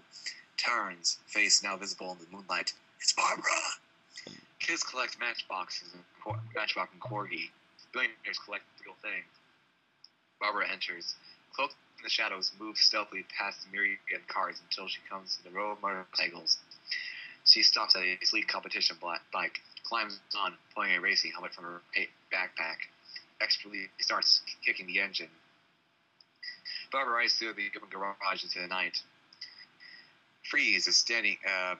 Meanwhile, at the Snowy Cones ice cream factory, Freeze is standing at his computerized workstation, entering data into the keyboard. He did it as a bet for a Klondike bar. This new formula will return you to me. Pardon. Freeze hits a switch. A beat, then an alert panel flashes. A simple message. Test failure. Freeze slams the console with his feet. Following Free as he arises, walks through the open door into his vault. Free stares up at his wife in her frozen sarcophagus, fighting back the tears. And by tears, I don't think Arnold's overacting. No cure tonight, my love. Forgive me. But soon, I promise you. Soon. Morning. Bane arrives. Ivy sits in the back seat, applying brown contact lenses, donning a dark wig. Pamela Isley once more. Kind of hip, kind of wow, Ivy. Kind of free, kind of now. Ivy. A stone and copper observation in the process of being restored, set atop the banks of Gotham River and city beyond. Meanwhile, in the observatory, an immense circular hall under construction, within a partially installed telescope, Bruce stands flanked by his stunningly beautiful date, Julie Madison, a scientist and his associate, all on the podium backed by blueprints facing the press.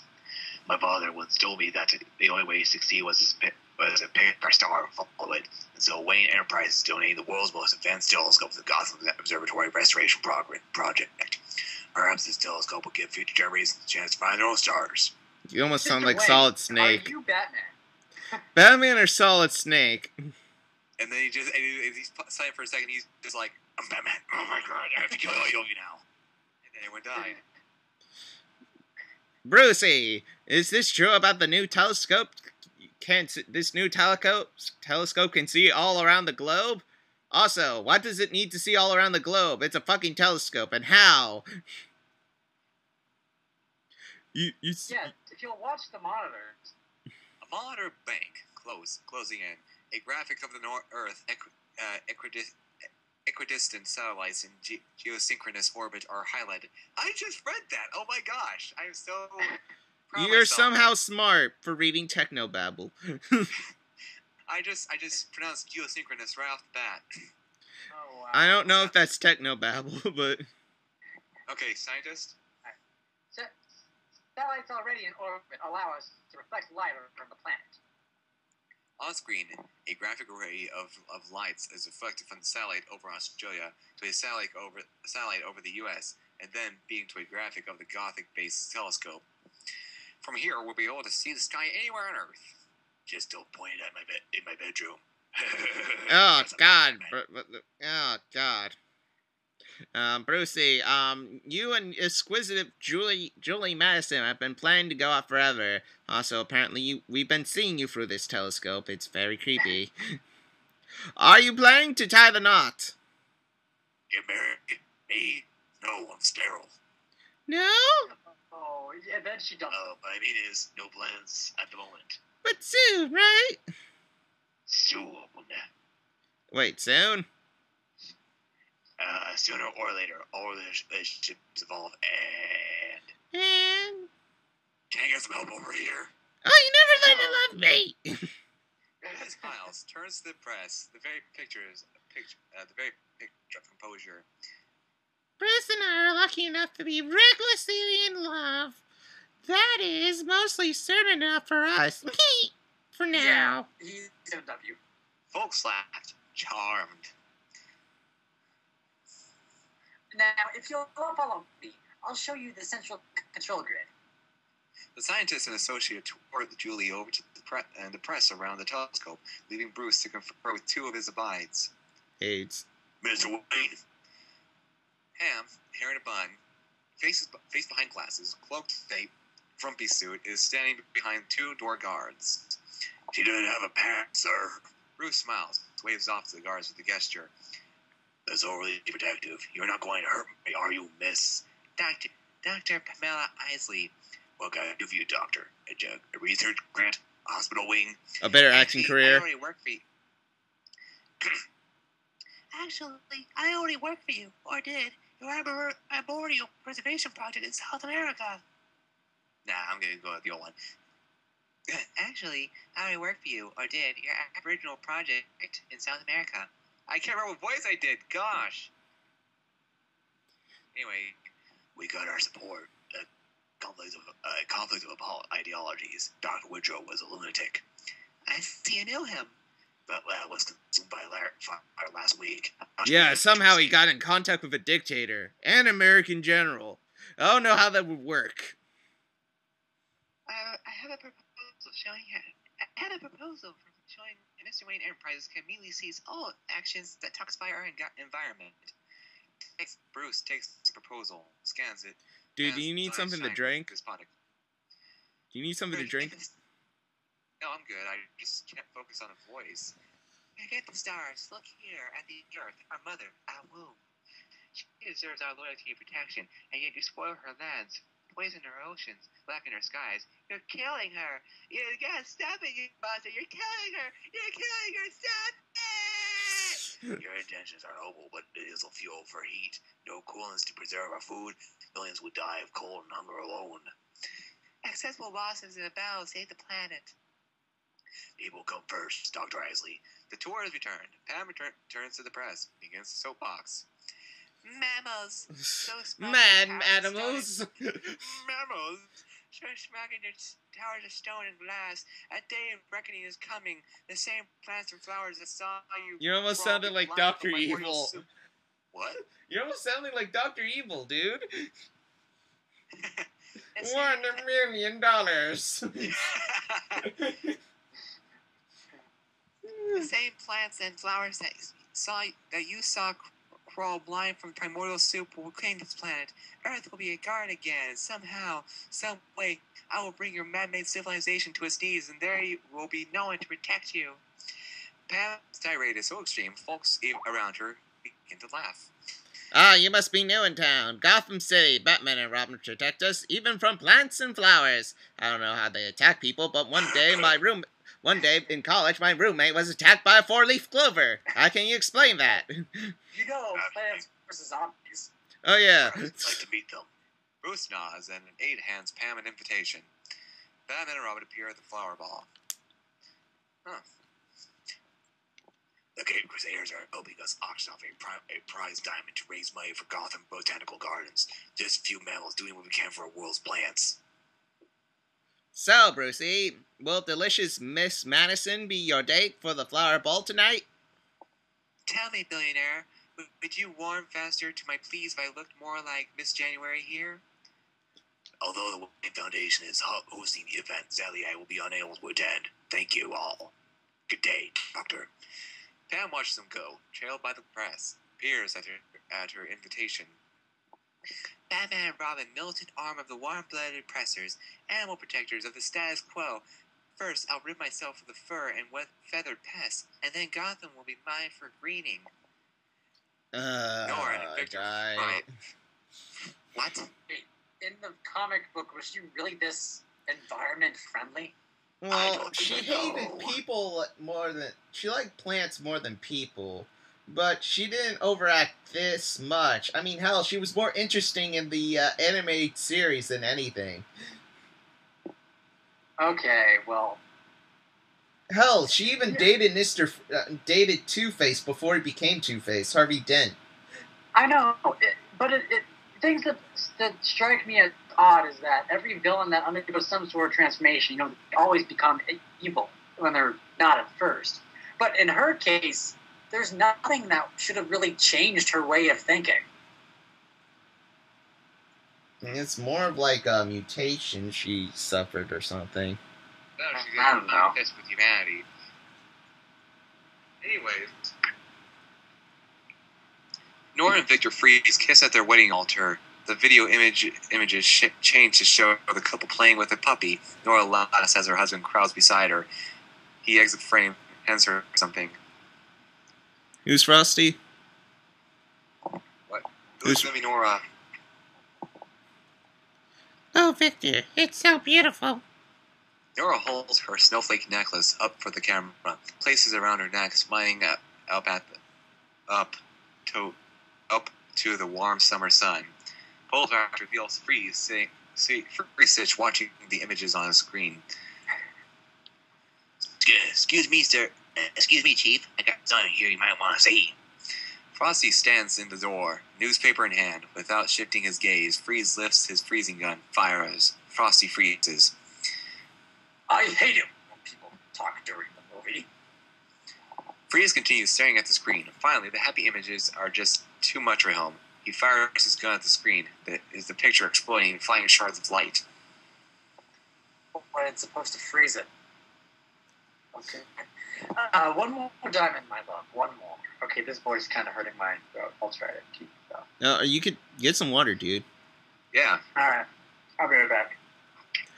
Okay, we're at line 200. We're at, like, number 200. Wow. What? Like, hold on. Let me see where we are at the thing. Nah, we're only almost halfway. Really? Hold on, how long have we been doing this, too? Holy shit, almost 2 hours. Wow. Meantime, I'll check on some Skype. Okay. You back? Yeah. Alright. Alright. We're at number 200. Alright. Freeze rises. He breaks off the cover of the frozen paper and frosts his hand. Wayne donates time into Flower Ball. Meanwhile, at the Botanical Gardens, an immense glass greenhouse set atop the roof of a mighty skyscraper. Elegant guests mill amidst the stars. A hanging banner reads Gotham Charity Fireball. A giant peace mask covers the entrance. Drummers stomp on Congo drums. Guests dress as flowers. 2 costume gorillas romp around the room. Batman and Robin stand by the stage. You think Freeze will take the bait? I'm Batman. No, answer my Top the fucking stairs, question. The 2 gorillas have converged on the drummers. One begins dancing around, covertly knocking the drummers unconscious with his paws. On stage, the MC walks out, following the gossip Gertie. And on. Ladies and gentlemen! I want to be MC. Okay, you do it. Ladies and gentlemen, Gossip Gertie of Good Morning Gotham, and I welcome you. Gossip Gertie of Good Morning Gotham, and I welcome you to the gem of our evening. This is the remix. 2 armed guards emerge bearing a pallet upon which hangs a silver necklace displaying a perfect grapefruit-sized diamond. Wow, I like The famed heart of the Isis on loan from the collection of my clothes. Personal friend of Bruce Wayne. The MC gestures and several women step forward dressed as flowers, each more strikingly gorgeous than the next. Tonight on the auction, an opportunity to dine with our fabulous flowers. The famed diamond draped around her neck. Ooh, I like the look of those luscious lovelies. By that I mean her boobies. Let's start with the bidding. 10,000 for chrysanthemum. 20,000 for the lilac. 30,000 for rose. Oh, sorry. No, Sorry. you outbidded outbidded Colin. Boys, please show some gutso. Whatever that means. To the top of the stairs, one gorilla begins to beat the drums. The other removes his palm mitts. Her gorilla's head. From within her gorilla costume steps a vision. Skin-tight green costume made of leaves, green boots and a mask, magenta hair, glowing green The weirdest eyes, striptease ever. Poison Ivy, simply the most beautiful woman known to man. Robin smiles. Gorilla of my dreams. Ivy lifts her green-gloved hands, both filled with piles of sparkling dust, blows the power over the startled patrons. Follow the dust as it spins it out in fairy-like spirals, curling through the crowd, taking various shots. Folks blink their eyes, suddenly bewitched, as Ivy tilts backward, falling into the arms of several jungle-clad men in ballroom on the ballroom floor. Ivy saunters over a bridge made of the backs of kneeling men, through the parting crowd towards Batman and Robin. Hi there. And you are? Poison Ivy. Batman, dazed, like a man who's drunk a quart of love potion, he takes her hand. Why not send Junior to bed early? I couldn't come and take your measurements. Ivy turns now to Robin, offers the other hand. She blows another volley of dust into Robin's face. On the other hand, youth does have its advantages. Endurance, stamina. Oh, no, Uma Thurman. Robin, also suddenly smitten, perhaps even harder. While myself for second place, Robin, is a sidekick, a junior partner. If you were a team, you'd be the star. Forget the geriatric bat. Come, join me. My guard needs Generic. The two help her up on the stage. He turns to mesmerize MC. I'll take it from here, pal. Ivy lifts the diamond, places it around her neck. Some lucky boy's about to be hit a honeypot. I'll include an evening of my company for the winner. I'll bring everything you see here, plus everything you don't. And I'll bring my imagination. No. 50,000 for Poison Ivy. 10,000 for Poison Ivy. 1 million. So you own it. 2 million. Oh, yeah. I mean, 2 million. Wait, I live with you. Shit. The two lock eyes.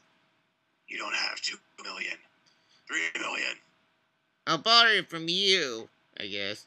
4 million. The two boys are going to fight over little old me. Are you? Batman reaches to his utility belt, draws a batarang. 5 million. Robin reaches to his utility belt, pulls a throwing bird. 6 million. Is it getting nippy in here? My nipples are sticking up. The teeth of the giant mask explode as Freeze's truck smashes into the room from an elevated bridge beyond. Standing atop the vehicle, backed by swirling mist, Freeze, his Iceman falling behind. You know, the script is missing a lot of things. Like sense? No, here's the thing. There's a scene in the movie where Batman pulls out a bat credit card. Like, what? Like, first shark repellent and then bat credit card. Okay. Okay. Did I use the wrong door again? No, Arnie walked in the stage drunk. Batman hurls his batarang, knocking Freeze's pistol free. Batman and Robin face forward, engulfed by the rushing force of Iceman. His pistol flies into the hand of one of the guests. A thug rams the guest from behind, the gun bouncing into the air. A swarm of armed security guards and guests swamp Freeze. When technology fails, brute force. Freeze moves like lightning, smashing guards with mighty punches, whipping guests flying across the room. Freeze's pistol bounces from guest to thug to guest like a wildly fumbled football. The thug finally tipping the soaring gun back towards Freeze. All right, everyone, chill. No. Freeze fires, turning a few guests and several exotic flower arrangements into ice. I should have been a decorator. Freeze starts for the stage. Batman and Robin are mid-melee, fighting off an army of Icemen.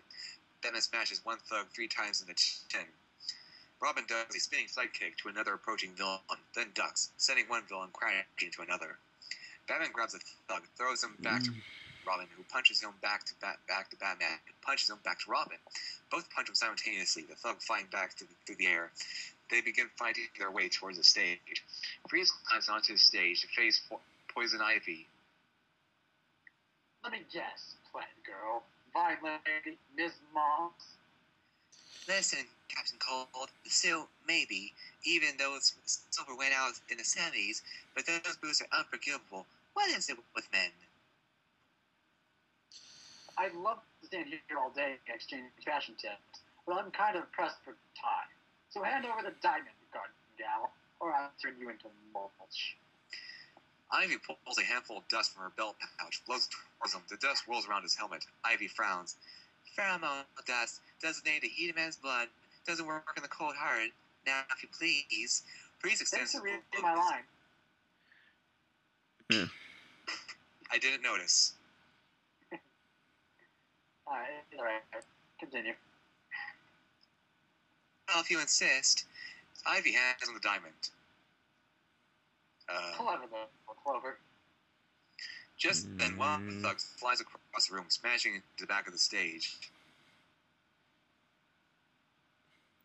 That's my That's my exit. Oh, yeah.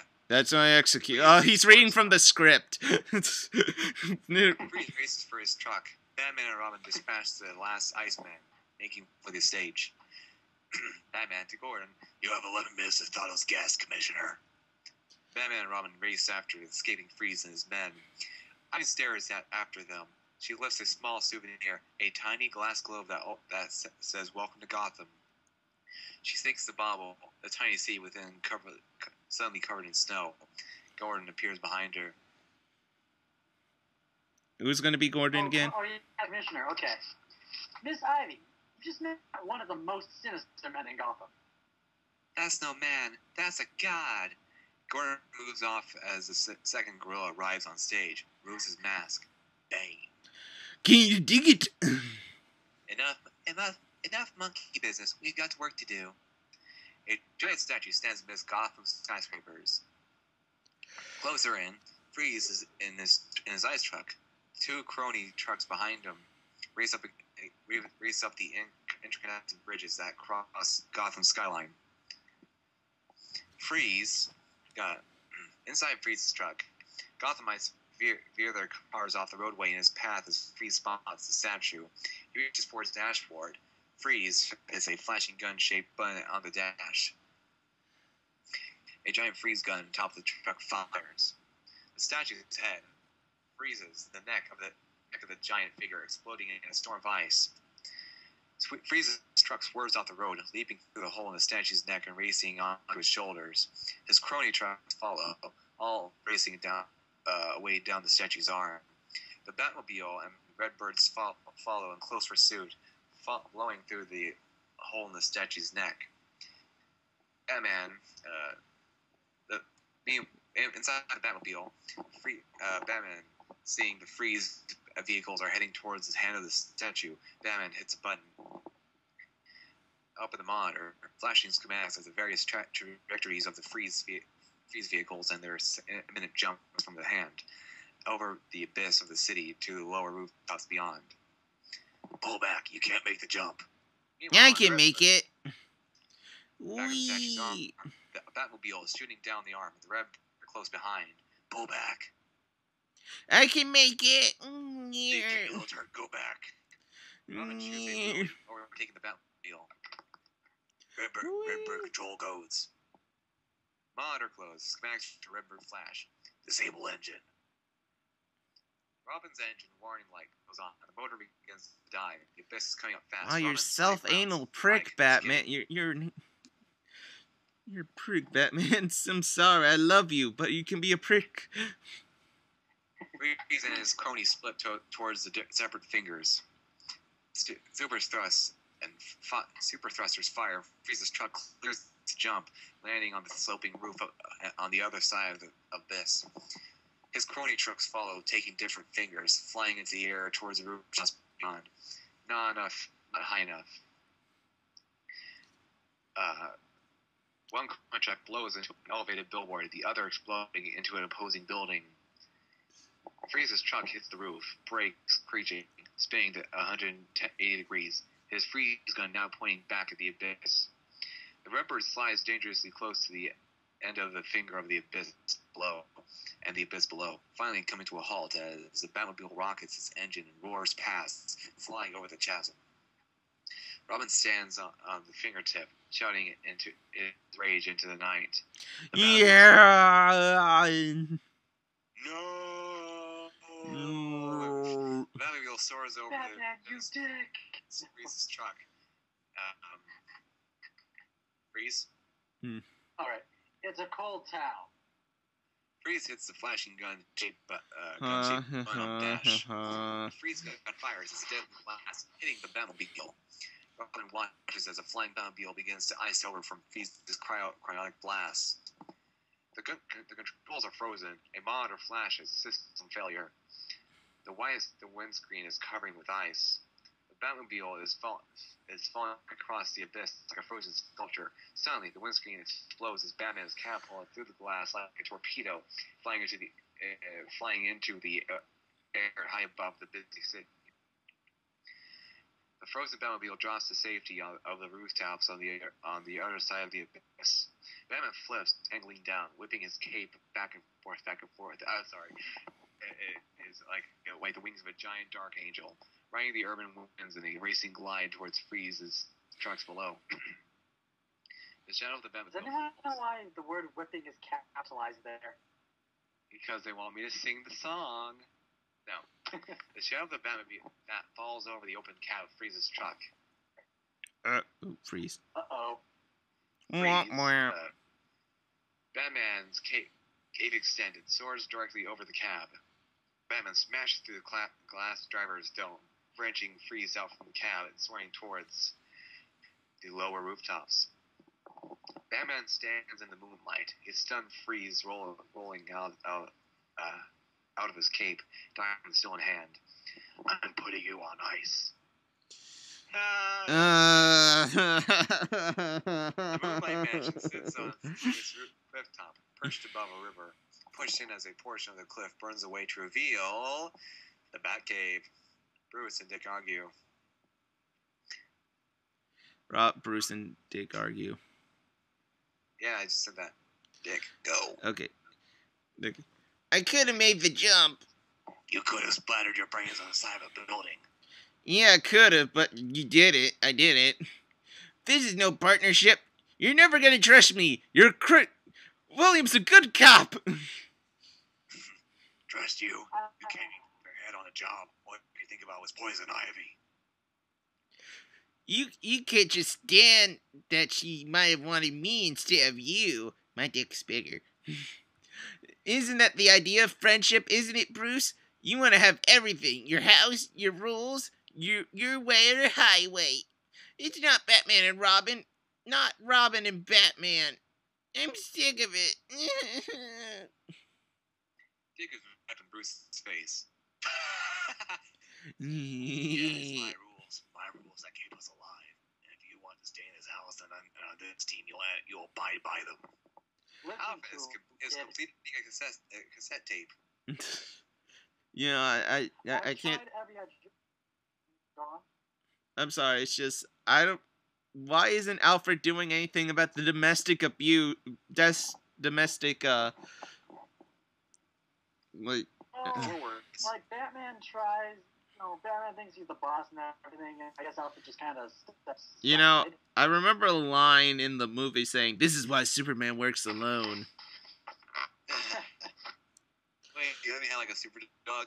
No, Superman. Like, they mentioned Superman in a Batman movie, and it makes no goddamn sense. Okay.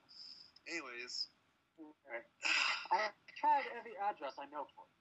I'm praying this reaches you. We have everything to talk about. Alfred puts the tape in the envelope. A knock. And then a knock. Bruce enters.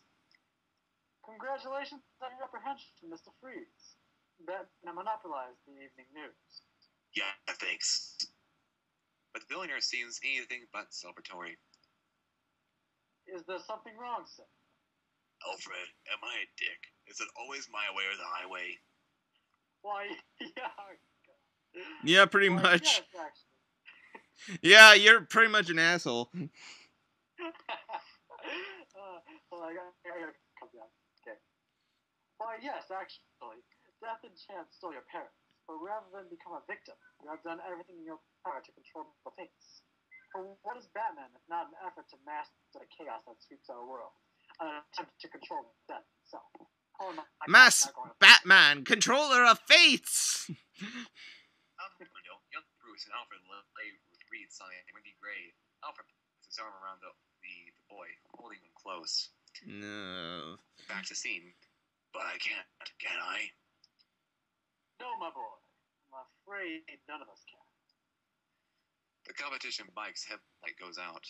Barbara walks the bike stealthily back to the garage. A hand touches her shoulder. Barbara moves fast, putting the assailant over her shoulder in an expert judo move. She spins to face Dick. Lord in every sense of the word. Barbara's demeanor suddenly changes. All schoolgirl politeness. But I'm so sorry. I've just never seen anything like it. So massive. I took it out for a spin. I do hope I didn't inconvenience you. Oh, that sounds wrong. Ah, yes, the outfit. For a costume party. Just trying it out. One never knows how leather will wear. Judo lessons at school, you know. All the rage, really. I suppose they've taken better than I thought. Again, my greatest of parts. You snapped my back in half, you bitch. Oh. She's gone before Dick has a chance to speak. He stares after her, all as not as it seems in the Wayne Manor. Obviously! Moonlight illuminates the familiar castle out of Nightmare. Back in Arkham Asylum's corridor, several armed guards are rolling a giant zero refrigerator on a gurney. The door chained and padlocked shut. Freeze is jammed inside, face visible through the torn-off freezer compartment door. You're the common cold. We're the cure. Welcome home, Frostface. Allow me to break the ice. My name is Freeze. Learn it well, for it is the chilling sound of your doom. Light rings on the floor and suddenly project a shimmering column of snowing cold within the center of the room. Two guards dump a suitless Freeze out of his frigid air. Out of his frigid air prison his way onto the floor, begin dragging him into the cold field. Freeze throws off the guards in a sudden fury, smashing one in the head with closed fists, knocking the other in the face. He rushes for the door. Mistake. As his body passes out of the high field, he tumbles to his knees. Skin turning gray begins to wither and die. Look, I'm Stu. I feel like you're a bad guy. Medium or well done. The guards stand over him, laughing as he crawls back over the filled threshold, his skin color returning to normal. Colin? Should I just do this? Okay. Get used to it. You're gonna be here a very long time. Reed looks up at the guard who stands now at the wall sink, watching his hands beat as he smiles. I'm afraid not. You see, the means of my liberation is in your hands. Sadly, you will not get to see it. The entrance to an abandoned Turkish bathhouse. Oh, God, this is gonna get gay. Back at Gotham Alley. The entrance to an abandoned Turkish bathhouse. I and Bane approach a portal. Bathface and Burbrain turned out to be more persistent to my love dust than expected. No matter, I'll give them a stronger dose. Next time out, then they'll literally be dying for me. Bane smashes the wooden door. Oh, yeah, we going to WrestleMania? 2x4 splintering like balsa. They disappear inside. Inside the Blossom Street Turkish baths at night. Abandoned Mid-Eastern furniture crumbles, slaves and psychopaths cover the walls, weeping pillar. A special upper, yes, but with a certain home charm. That's when the shadows in the cave begin to move. One slips across the doorway, more appear on all sides, encroaching. Ah, my current tenants. One figure steps out into a calm of moonlight, pale, the toughest of urban predators. These are punks called the golems. The golems? The golems? Yeah. Hello, pretty. Yes. Hello yourself. I love this place. I hope its price is down. We love you. You are good enough to eat, my precious. Oh, that I am. Come and get Smeagol bad. Smeagol bad. The golem pulls it and slams the activation stat on Bane's chest. Bane. Venom is pumped from his backpack to back the skull. Golems attack, but Bane hurls them off like animals, kicks, and beats them away, tossing them into the walls until the survivors race away. Can you dig it? For a strong Senate type, you are most persuasive. Let's redecorate. First, the light is all wrong. Ew. Bane rips a hanging board from the ceiling, the old wooden plank stumbling to the floor, sun light streaming in from above. Also, what is this floor? Bane stomps the floor, now feeling the dirt beneath. Ah, natural, still, always anchored for something on the water. Does a Bane sloop... Bane smashes a water main with his foot, irrigating soil. I thought suplex, but oh well. Now, little collar, it took God 7 days to create paradise. I withdraws a handful of tiny seeds from Bane's satchel. Let's see if I can do better. Ivy drops the tiny plants on the ground. They begin to sprout into vines that spawn fast-budding flowers. Ivy lifts the welcome cotton bauble in her hand. Bane, I find fellow who strikes my fancy. A cool customer, yes? Icy demeanor, no question, but I detect a ruthless charm. I may be able to use my advantage. Candlelit, a table set for two, Alfred fills Bruce's wine goblet, walks away, his forehead beads with sweat, a man hiding pain. Across the table sits Ivy. She licks her lips. Bruce blinks once again. Not Ivy at all, but Julie. Who's Julie? Oh, yeah, I'm Julie. You're not listening to me. What? I'm sorry, you were saying? We've been going out for over a year. But, okay, here it goes, Bruce. I want to spend my entire life with you. Ivy saunters up behind Bruce, runs her hands down his chest. Bruce rises, shaking off the vision. Goes over to Julie.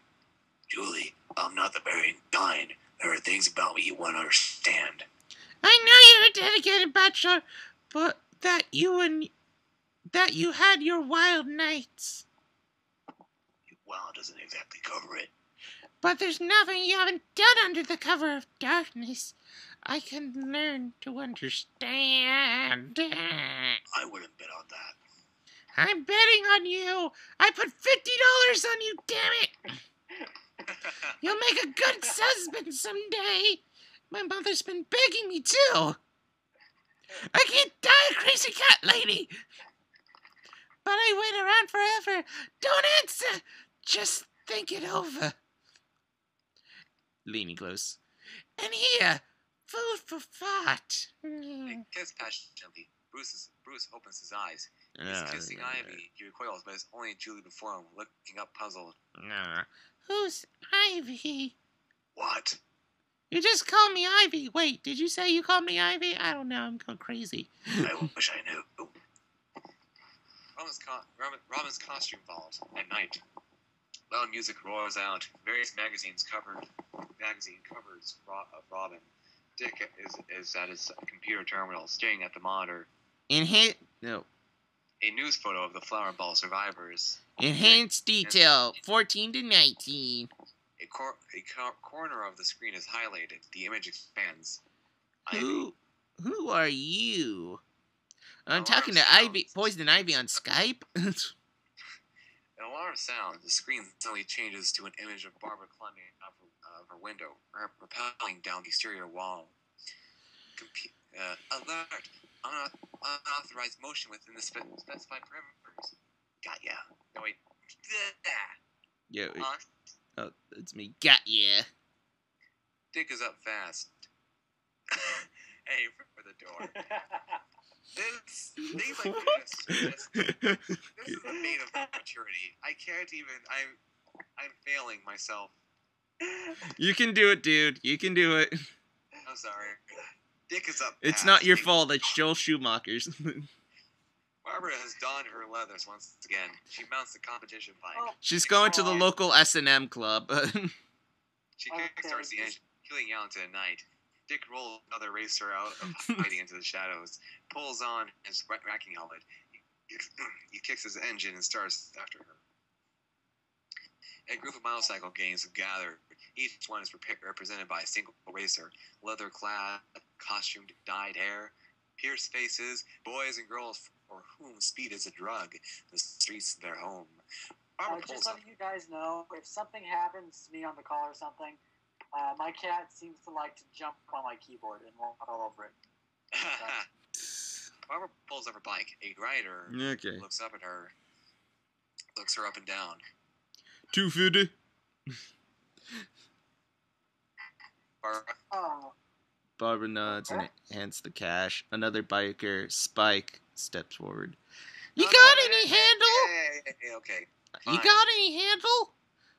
You know Rarity? I'm totally want to bang her. What's the entry fee? It's $250. Barbara nods, hands the cash. Another biker steps up forward. You got a handle? You got a handle? Oh, I'm Spike. Folks telling me please jump. She's stepping up people and hold on. Get off, April. Get off. Why was this turned out? Oh. Okay. Am I still here? Yeah. Okay. Yeah. You're the babe who won the tunnel run 2 nights ago. That was a big trike for racing. I can't do Spike. This is the big you know, I'm doing retarded Spike when he was young in My Little Pony, the first generation. Maybe you should ride my hog instead. Barbara smiles. How about a side bet? As Spike and Barbara move in line beside the R racers, another helmeted racer emerges from the shadows to pay his entry fee. His face hidden by his helmet. Barbara can see that it's Dick. Dick and Dick. Dick. She can't see it. She can't see Dick. Yeah, just like she can't see Jack or Squat. The racers, all helmeted, are in their starting positions. Engines are revved. Bankers raises the pistol in the air and fires. Bikers shoot on into the street. Some go over the tops of other cars. Others cross the tops of stoops. Barbara watches as a biker beside her careens into an exploding pile of trash cans. 2 bikers are going neck and neck towards a racing truck. They split at the last instant, fly up on parked cars and hit the ground. One spinning out, the other taking up his position at the front of the pack. Yeah, my leg. Spike, 2 others. Barbara, Spike, and 2 others hold the lead, leaving the rest in the dust. One of the bikers hits an oil skid, flies into a fireball. Oh, my face! Finish line is a series of flashing yellow warning beacons on top of the incomplete construction of a drawbridge in the near distance. The race is down to 3. Barbara, Spike, and a 3rd biker all racing now onto the bridge, riveted steel beneath their wheels. The finish line is coming up fast, and just beyond the line of flashing cones, an abyss separating the 2 as yet unconnected sides of the bridge. The trick is to cross the finish line first, but not so fast you can't break before going over the bridge into the wire below. Spike is trying to keep up, but he's coming up on the finish line too fast. Crazy broad! He hits his brakes, slowing, falling out of position. Barbara looks across to see the racer on the other side. Barbara can't see his face, but it's Dick. The finish line is coming up fast. Instead of braking, both gun their engines. The finish line close. Barbara flies over the line. Dick, a hair behind her, and then both shoot over the edge of the unfinished bridge into the air, soaring high above the abyss. Dick's front wheel hits the metal roadway on the other side of the gap. Spinning rubber catches steel. Barbara's front wheel hits the edge badly, rolling backwards. Dick spins over his shoulder, seeing what's happening. Barbara's bike is losing purchase, slipping backwards over the bridge. Dick ditches his still moving bike and helmet, rolling off a tucked shoulder, leaving towards the edge of Barbara's bike, finally slips. She and her hog tumbling down towards the abyss. Dick's jump sends him over the edge, hands extended, feet catching the slip of the bridge, hand grabbing Barbara's ankle, her bike pummeling beneath her helmet, falls into the water below. Dick hangs by one foot, holding a dangling Barbara by her ankle. So this is where you hang out, and I can see your panties. Barbara stands in the background, receiving her winnings from the banker and Spike. Dick rides his bike as she approaches. No, Dick rides his bike as she approaches. Barbara. I could have made it, you know. I didn't need your help. Whatever you say, lady. That's all in a day's work for me. I don't know why I'm here. Barbara tries to hand Dick her winnings. This is to replace the bike I lost. I'll get you the rest. Keep it. Of course, Dick Grayson, ward of the fabulously wealthy Bruce Wayne. Why would you need a few $100s? What's your problem, dumbass bitch? I guess the truth is I'm just not comfortable with the idle rich, even when they try to act like heroes. Dick pats the back of his seat. Well, you better get comfortable real fast, sister, because we're gonna have sex. Because we only got one bike and it's a long walk home. Yeah, there's a girl riding on my back in front of me. Dick and Barbara mount. Dick and Barbara dismount. I did that on purpose. Tonight. Oh, God. Okay. I started racing after my parents died. There was something about the speed, the danger, that took me out of myself, that made the hurt go away. You wouldn't understand. You'll be surprised. Street racing isn't exactly an acceptable major at Oxbridge. They kicked me out. It doesn't matter. I've won enough money to do what I've always dreamed. Oh, what was that line? Just don't tell me you're hoping to run away and join this circus. Because my parents are dead.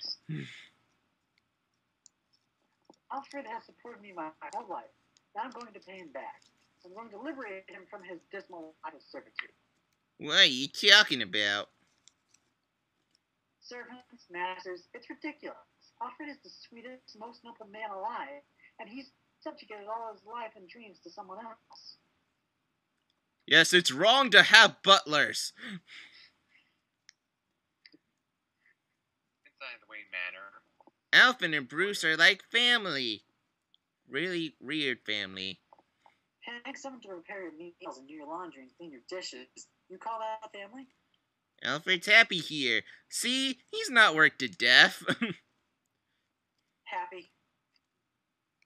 A You beat. honestly don't know, do you? You can't even see what's in front of your own eyes. I can't. The main stare. Dick stares at her, puzzled. Look at his skin and how he's hiding the pain all the time. Can't you see it? Alfred's sick. Alfred's not sick. Bruce steps in front. Dude, your line. I did. There's narration. Oh. Bruce steps from the shadows, now at the front of the footsteps. He's dying, I can't deal with it. But he's never said a word, or I didn't give two shits. Oh well. You know, Alfred, he'd never say anything, but I can tell. Until you came along, Alfred was the only family I ever had. Without him, I don't know how I would have survived. He saved my life, Dick, and I've never been without him. Talk to him, Bruce. There's nothing worse than losing someone without telling him how you feel. I'm Batman, and I'm scared of Dick. I'm scared of Dick. Maybe for the first time in my life, I'm really scared of it. Inside of the Arkham Asylum, in Freeze's cell, Freeze stands within the anti-gravity shield, crafting a tiny sculpture of ice sculpture of his wife. He lifts the miniature gearworks from an alarm clock, places the ice sculpture atop it. The statuette beginning to turn, he covers his figure with a drinking glass. Hey, Icehead, you got a visitor. A guard stands by the door. Your sister's here to see you. Freeze. Oh, sister. The second guard enters, followed by a woman in a cloak, none other than Poison Ivy. Oh no! Oh yeah. Oh yeah. No. A design basement room with a single barred window where prisoners' effects are kept. Mannequins display familiar costumes: Jokers, Riddlers, Freezes. A guard sits against the wall, watching TV. Suddenly, two fists smash through the cement wall and grab the chair, wrenching the seated guard through the wall in a storm of dust. Bane enters, walks to Freeze's suit.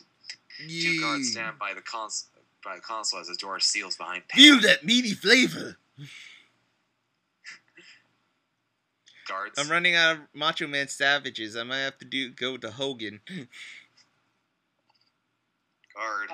Guard. Don't mind us, ma'am. You can Don't converse freely. mind us, ma'am. You can converse freely. But Pam isn't interested in Freeze. Instead, she walks to the guards. I don't mind you at all. Hannah begins a saunter around the room, shedding her cloak to reveal her skin-tight ivy costume. It feels like there's nothing even there. You're not I'm getting that camel toe. the average is Oh. but your fantasy are average, are they? Ma'am, you're getting camel toe.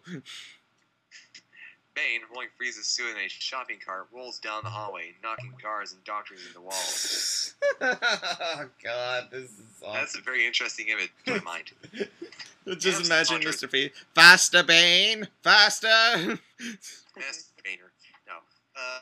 And Sandra has brought her back to the two mesmerized guards. Man, the most absurd of all God's creations. We give you life and we can take it back just as easily. She holds up one guard. No, one I thought she guard. was talking about the image of Bane pushing Mr. Freeze in a shopping cart. No. That is funny. And She holds one men, guard's chin the in most each hand, bizarre thing leans and kisses him. of all God's creations. I told you one kiss from me would kill you. Right, whatever. I really am to die for. She kisses the first one, then the other. They choke. All dead. Impressed. Now release your anger. Let the dark side flow through you. No.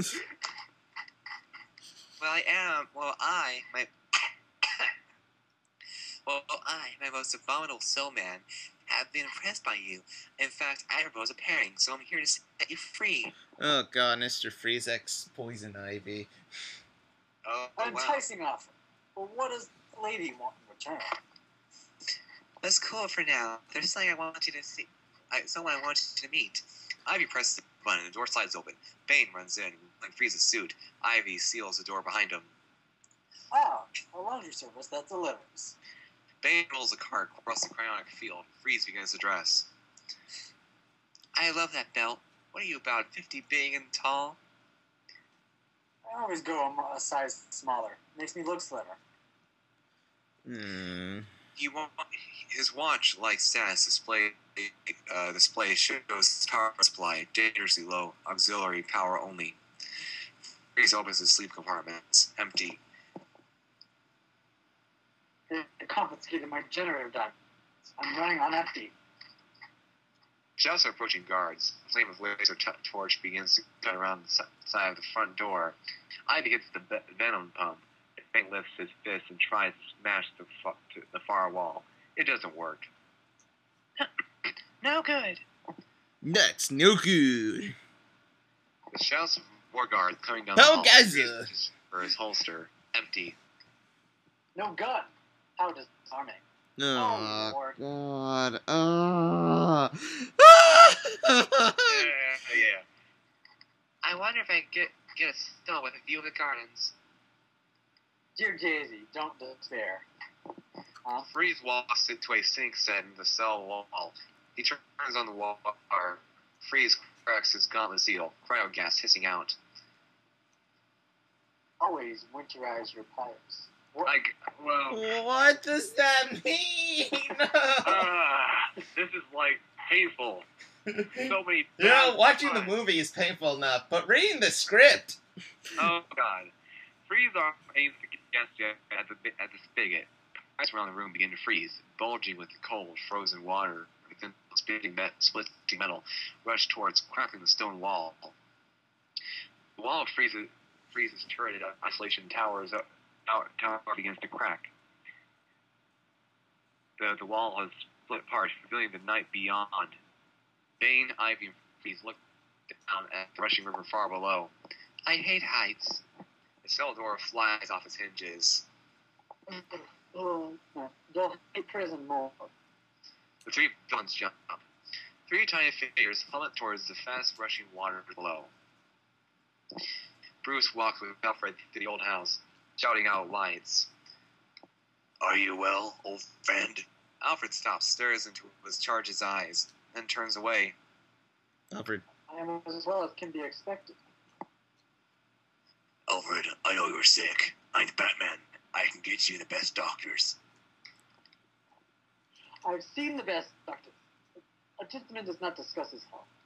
It's not civilized. Dude, you're sick and dying. You probably want help.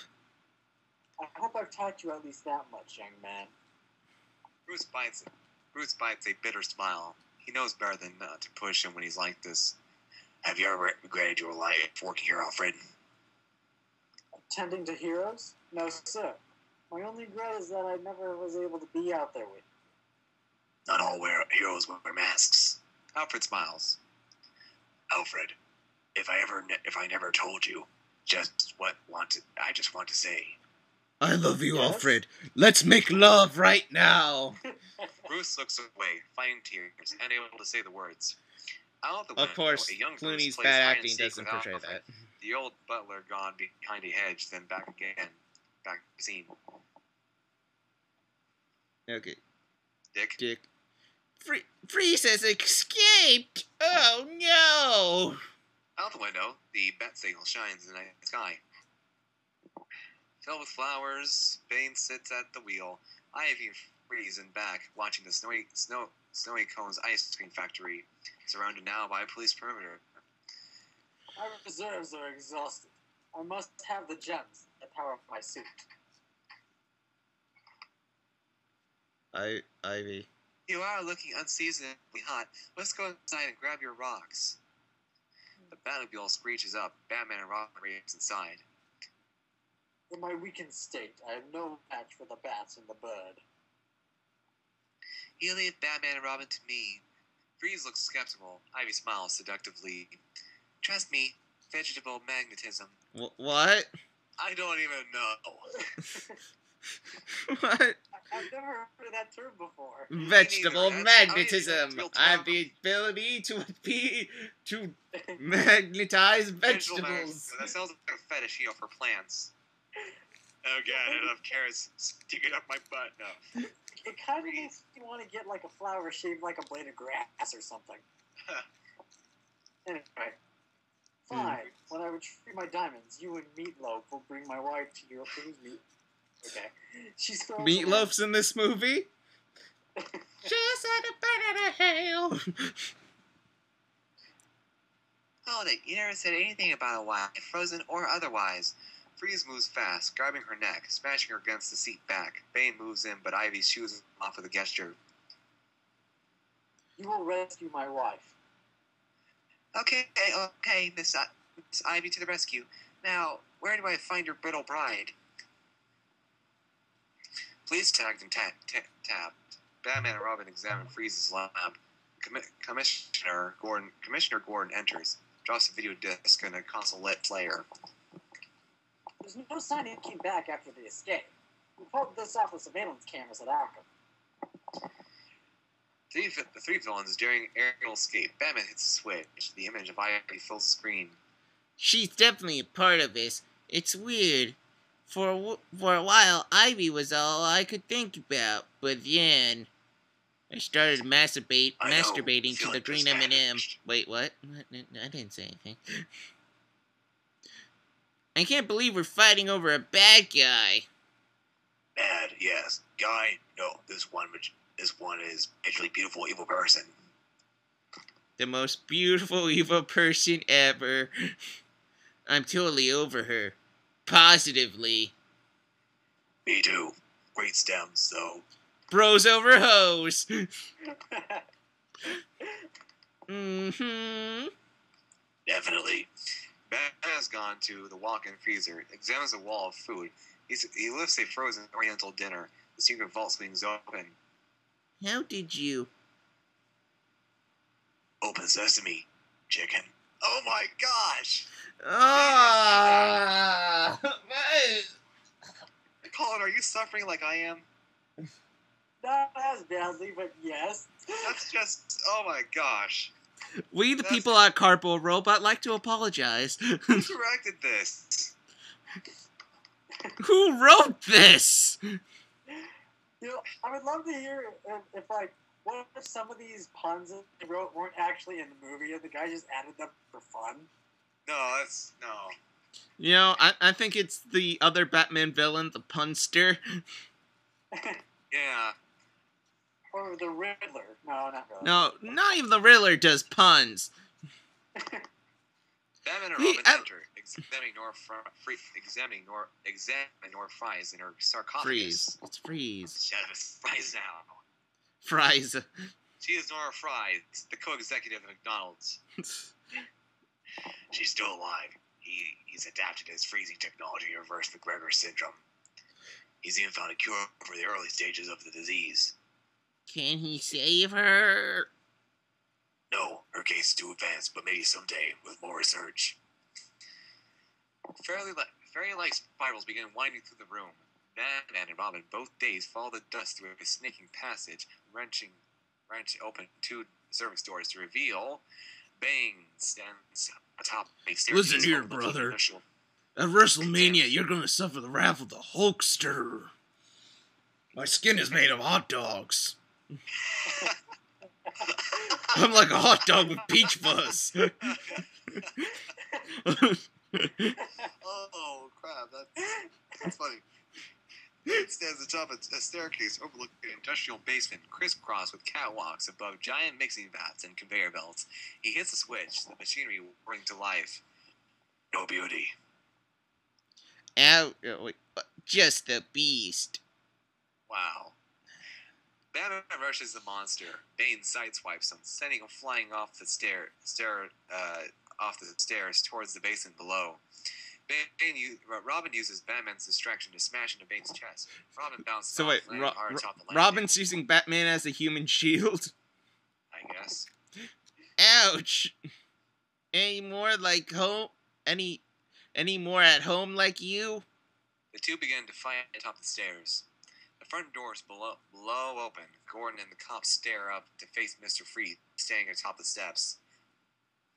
I hate uninvited guests. This wasn't a pun on that. The cops race up the stairs towards Freeze. He pulls a lever marked cooling gas. Fans around the room begin to hiss blue freezing gas. Batman has landed in a giant ice cream mixer. He rolls clear of the giant stirring arm, flipping out. Yeah, not even the puns are stameful, just the actions. Poison ivy. Yeah. He gets out the face. Poison ivy. She smiles, a handful of dust in his face. No, blows a handful of dust in his face. I must confess, the combination of heroic daring do and anatomically correct rubber suit puts fire in a girl's lips. Though those rubber nipples really turn me on. She leans in to kiss him. Batman stares a beat, shakes it off. Yeah. Why do all the gorgeous ones have to be homicidal maniacs? Is it just me? Now you have commitment issues, baby, but... Bane is spinning Robin over his head. Batman races up to the steps towards his yeah, put me down. Cops are fighting through the hissing coolant gas towards Freeze at the top of the stairs. Freeze reaches for another lever. Well, why don't you boys slip into something more comfortable? Oh, wow, another ice pun. The icy... I don't know, it's not even a good one. But... Slipping... Look, it's freezing. Look, the icy steps. Yeah. Freeze punches the lead cop backwards onto his shivering cohorts. The police coming in a slipping pile down to the floor below. Bane hurls Robin down the steps. Smashes into Bane, both falling off the platform, taking their fight to a catwalk below. No, don't hurt me. Robin stands behind him. Robin stands behind him. A giant miller's wheel carries planks of wood through the chopper and back up as pallets of popsicle sticks. Her pretty birdie. No, what? Yeah. Robin spins to face Ivy. No, here, pretty birdie. Robin spins to face Ivy. She blows a pile of dust into his face. She begins advancing, backing him towards the chopper blades. Give it up. If you threw yourself. Leaning in. At you? Boy, want a kiss? She leans in, lips pursed. On the catwalk overhead, cooties. Bane's mighty blows back. Bane's mighty punches blow back Batman towards the edge of the catwalk. Robin looks from Ivy to Batman, grabs a strut on the miller's wheel, a giant cog lifting him up towards the catwalk and his partner. I must be losing my touch. Freeze is striding through the mist towards his diamond vault. More cops rush him from the hissing gas. Freeze moves like lightning, whipping billy clubs from the holsters of two police, using them like disconnected nunchucks, knocking the cops unconscious in a flurry of slams and jabs. Stick around. A cop hits the wall beside him, but reads emergency heat. He slams the stud. Filaments coming to life. The room glowing red. Freeze. Okay, I'm done. Freeze's watch begins to flash. No power. Bane kicks Batman off the end of the catwalk as Robin leaps onto the villain. Robin and Bane begin fighting again. Batman leads on his back on a moving belt that... No, not the back! Oh! Batman lands on his back on a moving belt that is feeding ancient tubs of ice cream into a clown-shaped flash freezer. Yeah. Ivy jumps atop the caped Crusader. Their faces close. To pause for a moment. Ancient tubs of ice cream. I know, right? Apparently they found the Temple of the Ice Cream. Like, is this the world where the kids next door happens or something? That'd be so cool. You bring out the animal in me. I should have brought my leash. And now we talk. Get on your leather collar and we'll whip each other. Such a disturbing image. With that, Ivy blows another handful of dust into Batman's face. Ivy licks her lips, leaning in for a kiss. At the last second, Batman averts his face, wrenching Ivy to the floor just ahead of the clown's freezing maw. You're going to jail. I'm not a lover. I'm a lover, not a fighter. That's what every Poison Ivy action figure comes complete with. What? It's him. Him? Uh-huh. It's him. Bane stands atop a giant storage vat, a dazed Robin hanging in his hand. Bane tosses the boy aside, slide feet first. He beat me up, Batman. Crashing into the wall. I'm off to find Bachelor number 2. Try not to make a mess when you die. The room is going even hotter. Freeze staggers towards his diamond vault, his flesh turning gray. With his last strength, Freeze wrenches open his safe, filling up his sleeve power with compartments with diamonds, his car returning. Ah, say it. Built to perfection. Say it, you whore. Freeze hits his watch, the villain now suddenly encased in ice. The cops are warming back into action. Draw guns, fire. Bullets bouncing off Freeze's armor of ice, ricocheting into the walls. You have no right to say that! Superman, eat your heart out. Freeze starts towards his weapons locker. Bane smashes Batman into a wall, advances at the last second. Batman fires a bat club, hitting Bane in the head, stunning him. No, my Ivy's face! closing in on Robin. The cops rush Freeze. The villain whips a small icing jewel from his weapons locker. The floor glows, suddenly covered with ice. The cop begins slipping on the glassy floor in classic Keystone style, ending up sprawled on their backs. Freeze stands, pulsing with power. This icing cannon now under one arm. He lifts his pistol in his free hand, points at the police. All right, coppers. Freeze. And he fires. That's enough of these puns. Ivy has Robin up against the giant bat. Stop living in the shadow of the big bad bat. You don't need him. You deserve your own legend, your own bright shining signal in the sky. Let me guide you. Let me touch you. Kiss you. He can't resist. About to kiss her, a tiny battering hits his cheek. Ow, my face! Introduced to Mouse. You shot a battering in my face. It's like a shuriken. Oh, shit. Remember the victim at the airport? Toxins introduced through the mouth. What are you talking about? Oh, my face! Why is she so desperate to kiss us? I'm betting her lips are poison. Poisonous kiss? You have some real issues with women, you know? Oh, you just couldn't stand that she was about to kiss. Ow! Oh, my mouth! Could you just stand something that might be mine, not you? Could you? I'm a thief.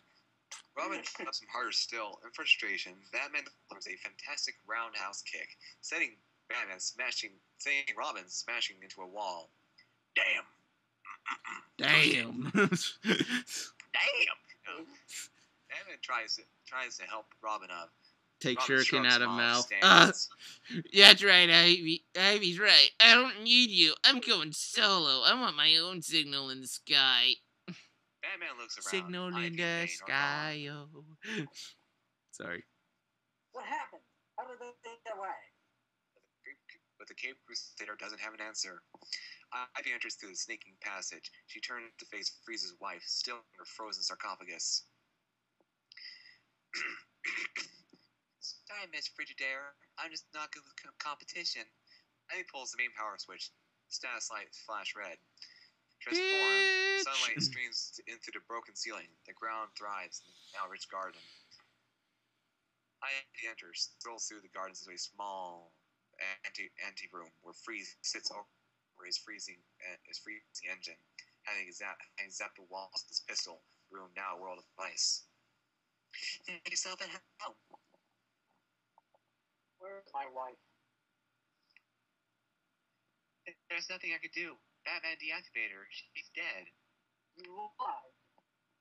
Batman lunges. Freeze lunges for Ivy. Batman doesn't kill. Freeze lunges for Ivy. Bane steps in between them. Mistake. You going nowhere. Freeze hurls him across the room. Ivy stills Bane with a gesture. Gonna do 2 minutes of playtime. Ivy reaches up, holding the snowflake necklace between her and the looming Freeze. Freeze stops. Freeze stops. Takes the chain in one hand. Their bones will turn to ice. Their blood will freeze in my hands. Kill them, of course, but why stop there? Why should only Batman and Robin die while the whole sorry that corrupted them goes unpunished? No, that created them goes unpunished.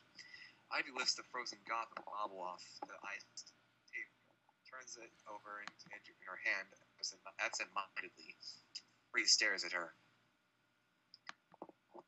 Yes, I repay the world for sentencing me to a life without the warmth of human comfort. I will blink the city in Gotham, and then the world. Okay, guys. That's what I had in mind. Pause for a moment, cause I'm getting some feed from Skype.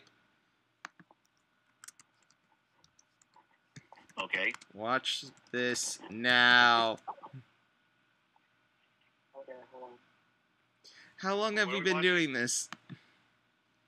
Holy shit, 3 hours. Oh my god, was this movie this long? No, we're just slowly reading it. Oh no, man, it could just be the player, but I'm not sure. It says 2 hours, 45 minutes on the thing.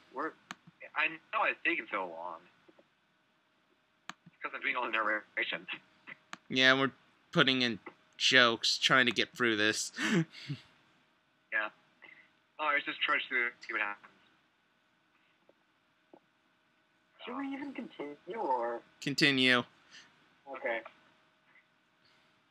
Just what I had in mind. Oh, no. Just what I had in mind. Everything down on Earth except us. A chance for Mother Nature to start again. Plants and flowers are the oldest species on the planet, yet they are defenseless against man. Sorry, Han. This is for science. She crushes the flower. Behold the dawn of the new age. Break from Cancer's Project Gilgamesh, Ivy removes a savage, otherworldly plant with hissing fangs. I have created a race of plants with the strength of deadliest animals. Once you have frozen mankind, my mutants will overrun the globe. The earth will become a brave new world of only plants, and we shall rule them. For we will be the only people left in the world. Adam and Evil. Why?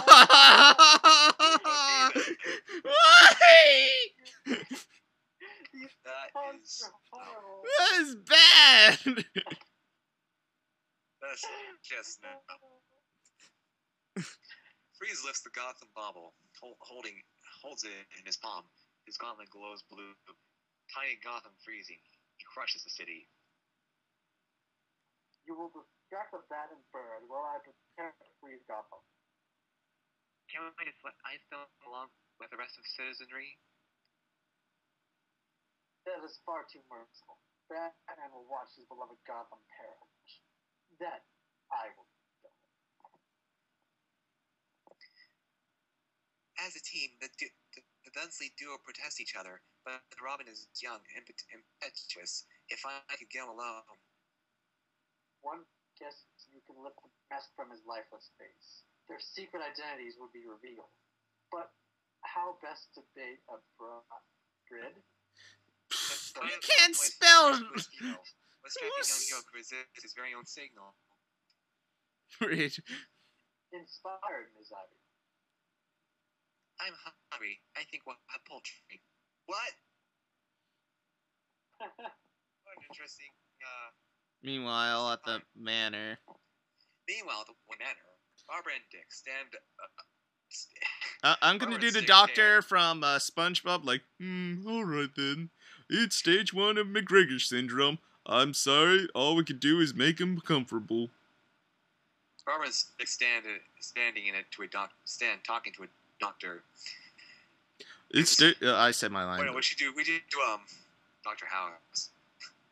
Dr. House. Like, so now Alfred's getting the same disease that Mr. Freeze has. No, Mr. Freeze's wife has. Oh Lord. Oh no. But it's stage 1, so they can still cure it. It's stage 1, yeah, okay, do whatever you want, Doctor. Alfred lays in his bed, Bruce in black tie, and kneels beside him. Has been my whole life trying to beat back death. What good are all my heroics now if I can't save you? That's soap opera. Master Bruce. There is no defeat in that. Someone play the fucking organ.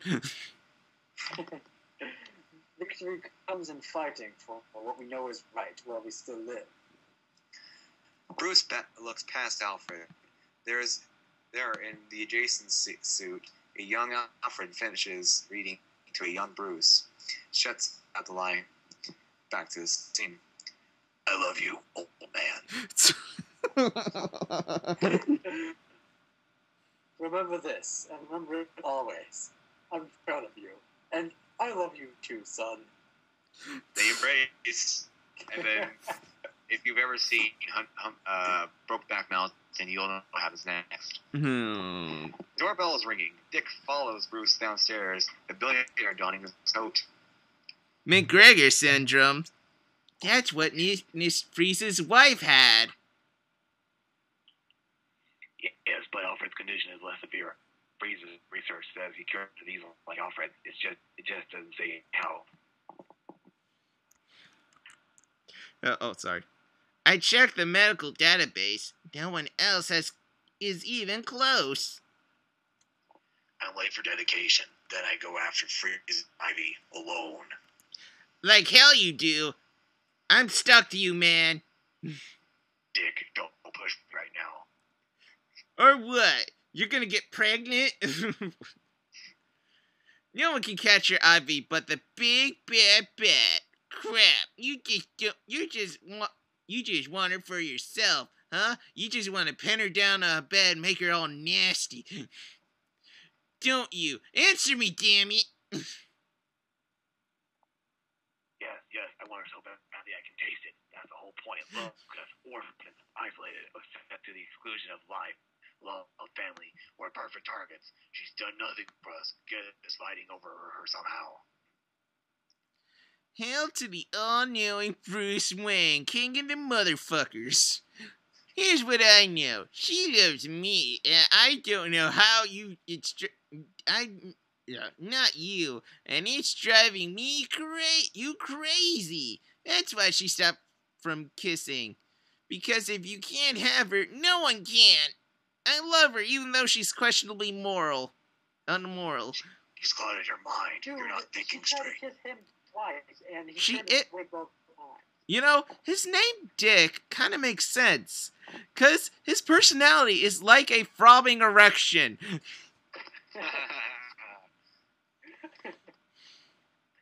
Continuing. Dick walks. Oh wait, no. Bruce. Oh wait. Oh, but I am. Just for the first time in a long time, I'm living in your shadow. It all ends right now. We're through, Batman. And none of this ambiguously gay duo anymore. Dick walks away. Bruce stares after him. The bell rings again. The front door swings open. Julie enters. A limo sits out front. Oh, Barbara. Okay, who's gonna do Julie? Oh wait, Julie. Oh yeah, I'm Julie. I've been ringing forever. Where's Alfred?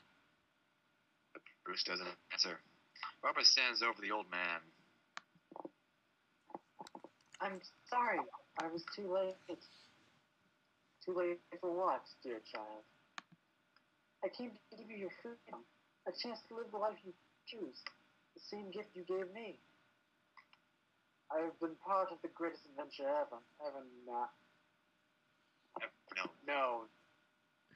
I found purpose here, and a family I could never have.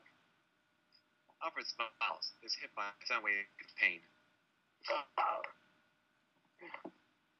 You must do something for me. Alfred takes her hand, puts an envelope in her grasp. Find my brother Will. Oh, that's what it was. What? No, I was wondering, like, they put, like, Laird to Wilfred. Like, I thought I was missing out Alfred's name, but never mind. Yeah. Ah, yeah. You win Give this him time, this. script. I have duties he must fulfill in my...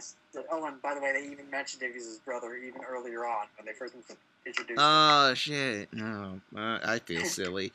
You know what? The script is still unforgivable. Anyway, continue. Only family can be trusted. What is it? It is the hearts of two good men whom I have had the honor of calling son. Take it, child. But I implore you, never open it. You look so much like your mother. And with that, he closes his eyes. Hold on, my bro's asking if my live stream's over. A black tie gown celebrating the telescope unveiling. Pamela Isley stands in the center. It stands in the center of the room, alone. Her drab outfit and demeanor make her anything but a conversation magnet.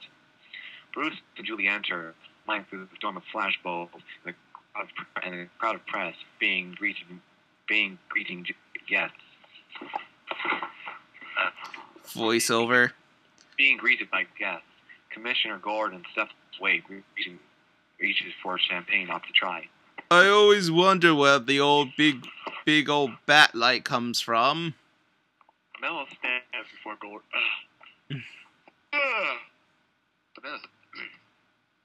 Pamela stands before Gordon. She flips a mat open a compact while it blows a pile of love dust. The tiny whirl catches the cup in her face, a bit more hitting Bruce, who stands behind the commissioner.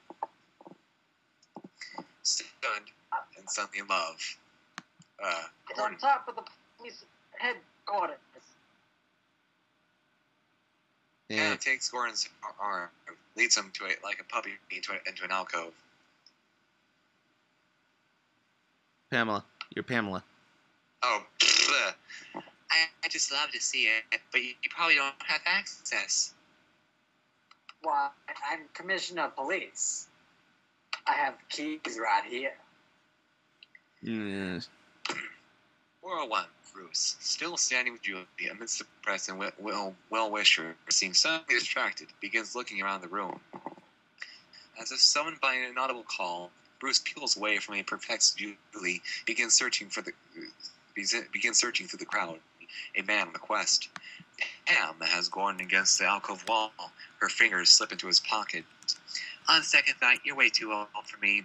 She pushes a stunned Gordon away, spins, heads towards the door, and tosses something in her hand. Gordon's keys. A hand grabs her. Pam spins to face Swain. Dr. Isley, it was like I could feel you in the room. You're enchanting, gorgeous, most beautiful woman I've ever seen. Sure, I'm free this evening. Bruce, what are you doing? Oh, yeah. Bruce, what are you doing? I think he's asked me on a date in an awkward, static sort of way.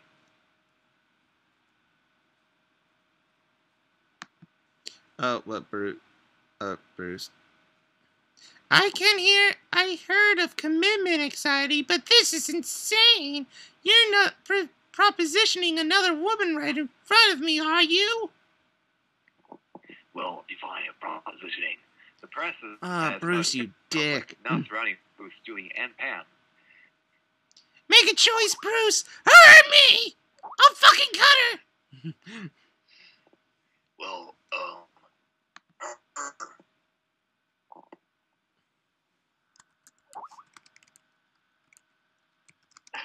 Hold on, I got a Hello? script. Sorry. Alright, Cutter's on the stream, but continue. Oh, is that me? You were right, I get it. You're not the man in crime. You made your point. Goodbye, Bruce! Sayonara! Hit more now.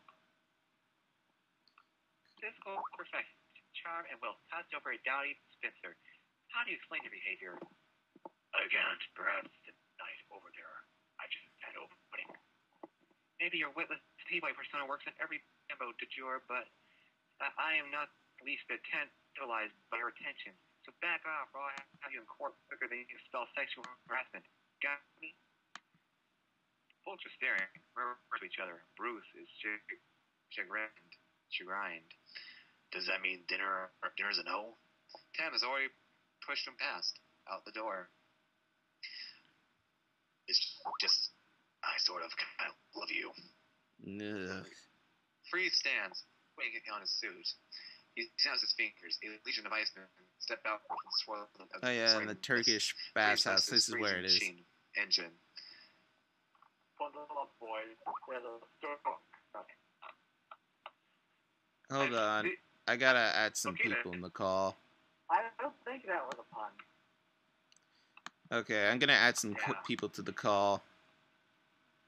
Ignore the other people. We are your main priority. We love you more. Hey Haruka, we're reading the Batman and Robin script. We're almost done. Can you be Poison Ivy, please?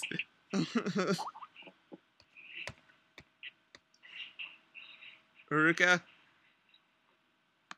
Haru. Hold on, I gotta turn on the volume of the TV.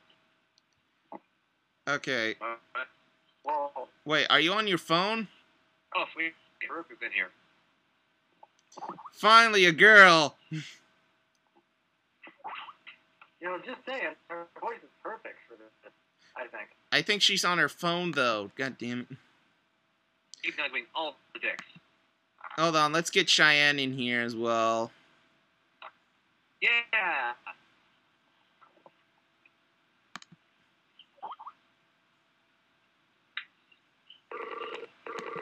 You're so awesome. Oh, no. Oh, yeah. Hold on, there's another one. Where's Brooke?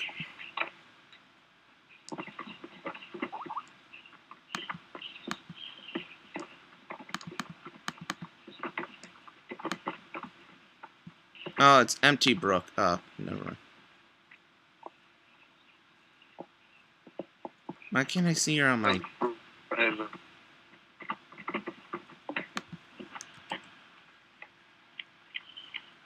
I'm asking for myself, see if I can get someone to do it. How am I offline?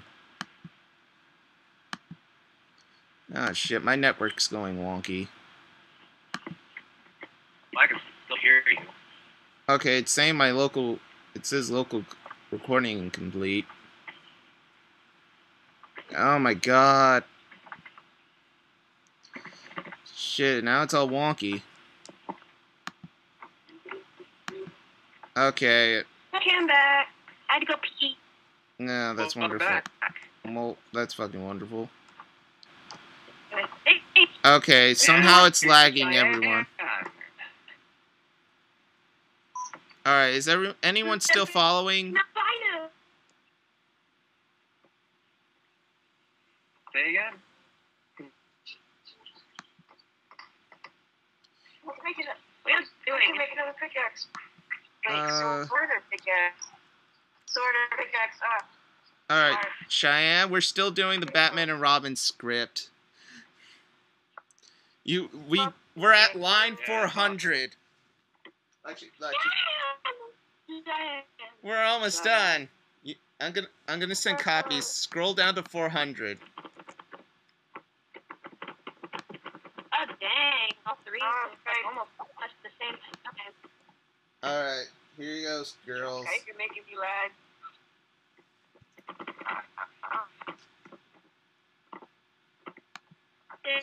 Even if it's all screwed up, I think it'll still record from the stream. Do I have to participate? Yes. Fuck, really? Yes, you can be Barbara, Haruka can be Pamela Isley, or Ivy. What? Pamela, yes. Basically, Ivy. So wait, am I still Barbara or what?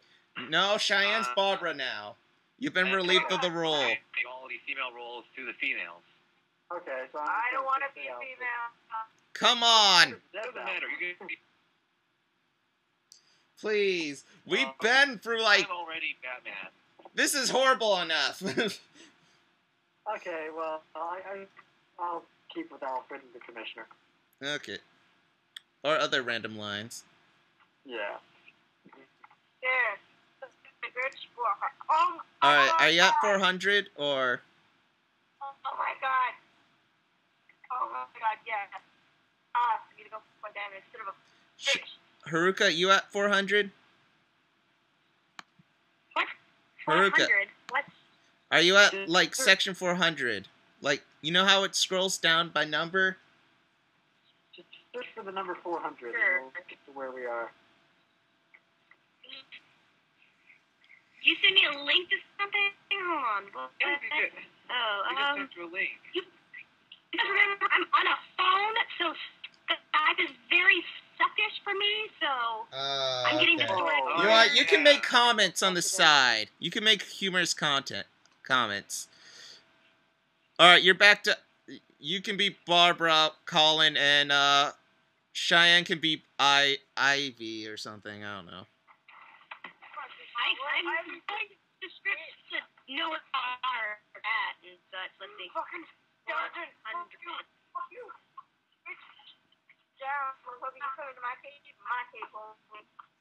Okay, what's... This is gonna take forever. Alright. What's going No, I on? don't want to zoom in. I want to scroll down. Hold on, let me open up this link we were talking about. Did you get my link? 400. Fucking, I don't want to go that far. Just go down to 404. I don't know where y'all are at, so y'all can do We're at your thing. 404. Son of a bitch. A lot of scrolling. My little fingers are scrolling. Oh, fuck.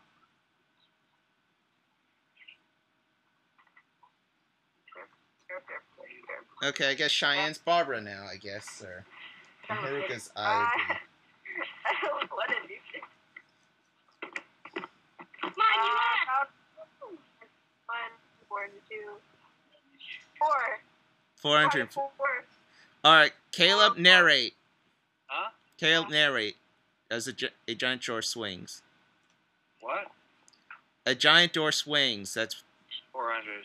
404.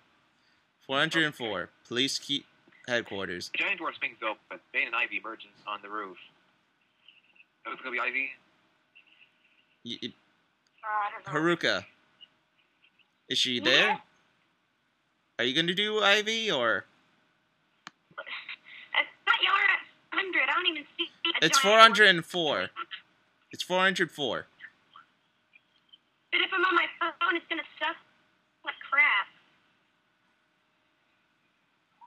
You know what? No. 404. Did you find it or no? I found it. Okay, you're Okay, cool. Ivy, and the line is "Let there be light." What? You want me to be Ivy? Yes. Yeah. Okay. Let there be light. Bane walks to the doormat. Bane walks to the doormat bat signal. Tears it from the shackles. Barbara enters, lost in grief. She sits, turning to Alfred, envelope over in her hand. A long beat. She withdraws a single silver CD. Okay, who's Barbara? Cheyenne. I am. Damn it, some of it just interested me. Only family can be trusted. Barbara slides the disk into her computer. 69, protected file, so says the computer. Perhaps you didn't give me your genes, but you gave me your heart. Barbara begins Just deal with it. Barbara begins hacking the disk, trying to break the code. Bruce, still in his tux, enters, sitting at the main bat computer. Distraught, staring into the darkness of the cave. A younger Alfred stands with a adolescent Bruce, working together over the original Batsuit prototype. Bruce, Alfred, old friend, I could use your help right now. Right here, sir. No. Bruce spins. Oh, I don't remember though. A monitor flickers into life. The word computer simulation flash under an image of Alfred. Alfred. Might arrive when I became incapacitated. As such, I programmed my brain algorithm into a bad computer and created a virtual simulation. Bruce stored the beat. Then he Stairs. Stairs. smiled. Okay. It's good to see you. What seems to be the problem? Women. That, sir, does not compute. Yeah, they keep forgetting their lines. First, Ivy had an intoxicating effect on both Dick and me. Tonight, my feelings spread to someone else. Specify, please. I'm Mel Isley. I was so attracted to her I couldn't reason clearly. I still can't. She used to work for Wayne Enterprises. Find a file. Coming online now, sir. A spinning Isley appears on the monitor. What was that? What was her area of research? Scroll up on beside the image. Alfred. Advanced botany, DNA splicing, recombinant, whatever, plant patterns, pheromone extraction, Pheromones? glandular secretions from animals, since that creates powerful emotion, fear, rage. Passion. Of course. Find the photo of Ivy after flower ball. A spinning ivy appears beside a spinning ivy beside a spinning Isley. Deconstruct and resolve. Schematics of various features, fingers, random prints, height, and weight are highlighted and compared. All match. Amazing. What a awakened contact lenses can do. And I thought Clark Kent got away with murder just wearing those glasses. Suddenly, What? start flashing. What? Suddenly, alert panels start flashing. Alarms sound. What is it? Yes, sir, that someone has stolen that thing. Barbara is still hacking away at the disk. Computer Cheyenne says, disappeared. Detected. Cheyenne disappeared. She's like, BRB. Barbara. Cheyenne disappeared. Cheyenne disappeared. And Call in your backup, Barbara. Okay, this is just one hell of a secret. Maybe Cheyenne needed to go take a crap. No, now that's is not the time for crap. well. Once you read this script, I feel like crapping. She hits a key. Picture begins to reflect. She hits a key. A picture begins to reflect in the dark of her eye. Oh my god. These trucks. Oh my god! Freeze's truck screeches to a stop, Freeze and Bane at the helm. Freeze. Calling your Freeze. No matter what they tell you, it's the size of your guns. That counts. A giant telescope at the Gotham Observatory aims into the night. Camera continues up to the heavens as the bat signal appears in the sky. Then something amazing happens. The familiar beacon turns blood red, the shape within changing from a bat to a bird. The robotic signal shines over Gotham. Oh, God. Bruce stands in whatever, talking to Dick, who was suiting up. That's no bat lighting. That's a bird call. Her name is Mel Isley. I saw her talking to Gordon. She must have stolen the key. It's an alternate signal. And she did it all for me. For love.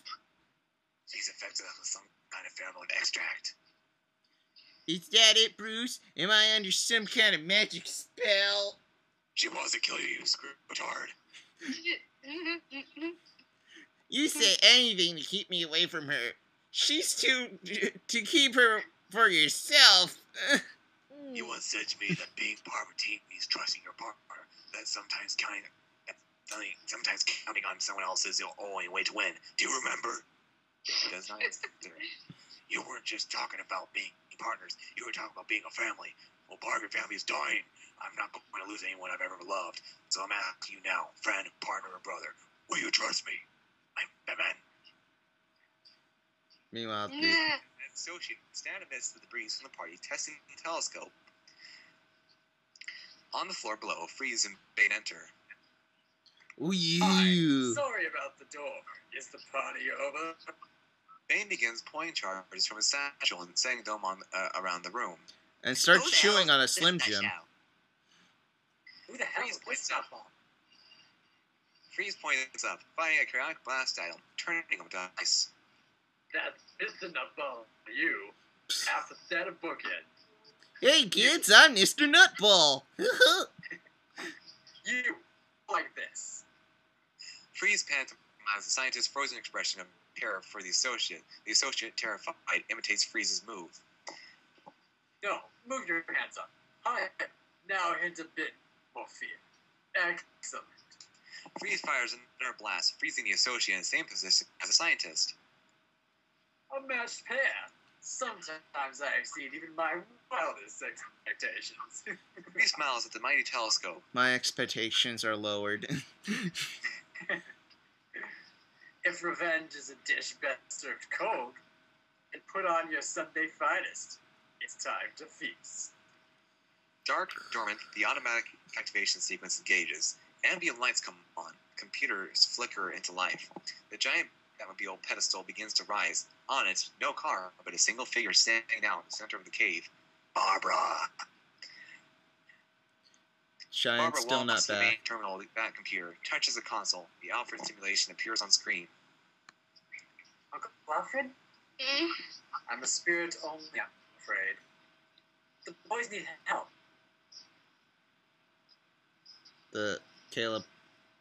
The image of Alfred stares at her a beat, then smiles. Your mother would be proud. Main screen closes. Flickers into life.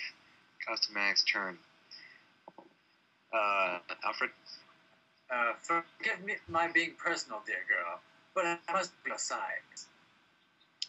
Robin rides at the entrance to a dark bath, lush, inviting, mysterious. He passes the giant bird signal chained to the door. Spotlight shining out of the dark as he disappears inside. Inside the Turkish bathhouse, giant floral fans spin, leaf curtains indulate, fruits burst with color. In the center of the cave, a giant bed of buds. Ivy touches the buds. All instantly become blossoms. Alright, Haruka, are you with us? Yes, I'm with you. Okay. Is that is that phone the only part of you that's green? Oh yeah. Ivy looks up. A figure stands in the darkness. She smiles. You'll just have to find out. Oh yeah. Robin steps out of the shadows. Freeze attaches the icing machine to the telescope. Bane finishes laying his explosive charges, joining Freeze. Big family, like pets? Don't talk much, do you? Freeze engages the engine. Suddenly, the entire vessel is washed in a blue wave of freezing cryonic energy. The ambient ice wave spreads down, encasing the old structure. The nearby banks whiten, turning into snow cliffs. The river freezing into an icy channel. The observatory has transformed to a fortress of ice. Boots are pulled on. Its slim utility belt locks. A cape whips over a lithe female back. Ivy sits on the bed, draws Robin down beside her, faces close.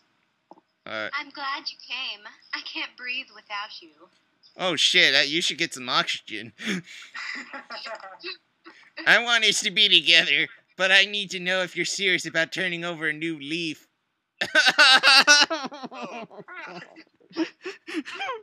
I need a sign. I want a sign when this will be over.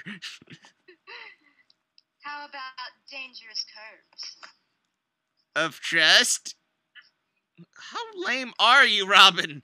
Tell me your plan. Kiss me and I'll tell you. Tell me and I'll kiss you. Wait. No. Freeze has turned the new telescope into a freezing gun. He's about to turn Gotham into an ice cube. Recoiling. I gotta stop him. Pulling in, back in. One kiss, my love, for luck. Okay, meh. Robin can't resist. They kiss. Ivy pulls back, holding his gaze. Alright, he's dead. Bad luck, I'm afraid. It's time to die. Oh yeah, that's your line. Weird. What do you mean? You should have heeded your pointy-eared pal. These lips can be murder. And you never loved me? Love you? I loathe your bipedal ignorance, your animal superiority. My only joy is knowing that even now, my poison kiss is sucking the life from your ape-like face. Well, one can consider that act. So the voice is over. Ivy spins from the shadows. A figure emerges. Batman. You are too late. Say bye-bye, Birdie. I'm sorry to disappoint you, but rubber lips are immune to your charms. Wait, how do you not- Also, I never loved Rubber- you. he's wearing rubber lips. Whoever peels a rubber coating from his mouth, Ivy stares in dismay. Rob and I. Or found the cure like to an Hillsdale, astonishment and that's of like, teamwork. Then she screams her rage. She shoves Robin into the Ah! one her near tangled in predatory vines. yeah, More no. vine drenched Batman hanging upside down to the ceiling. The stalk squeeze our heroes.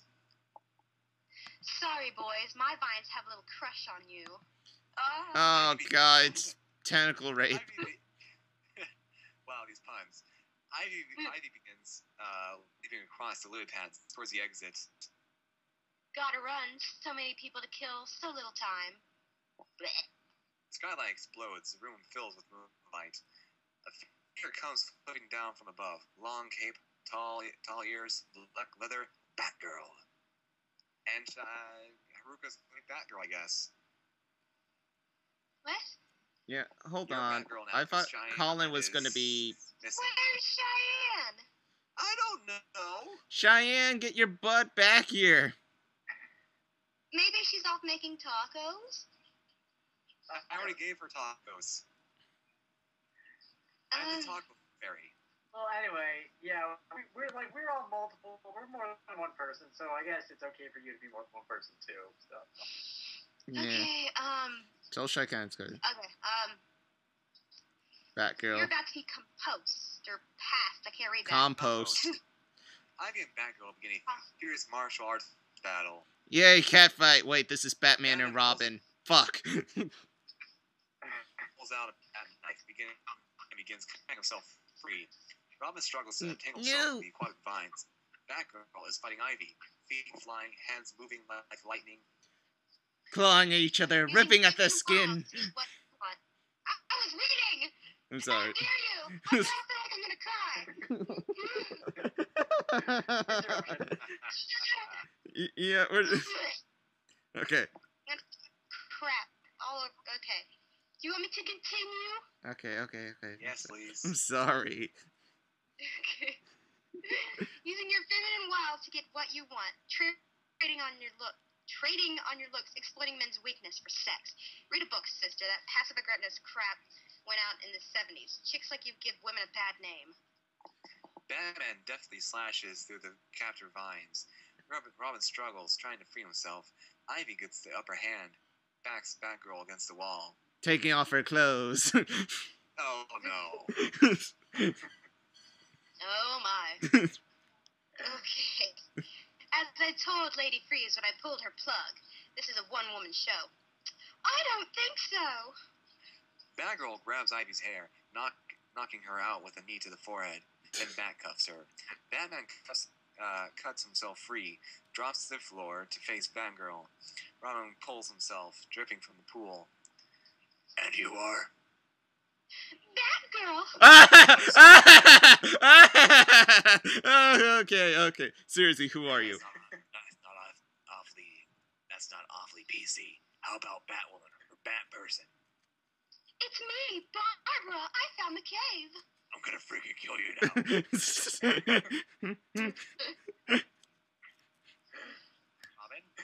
Robin?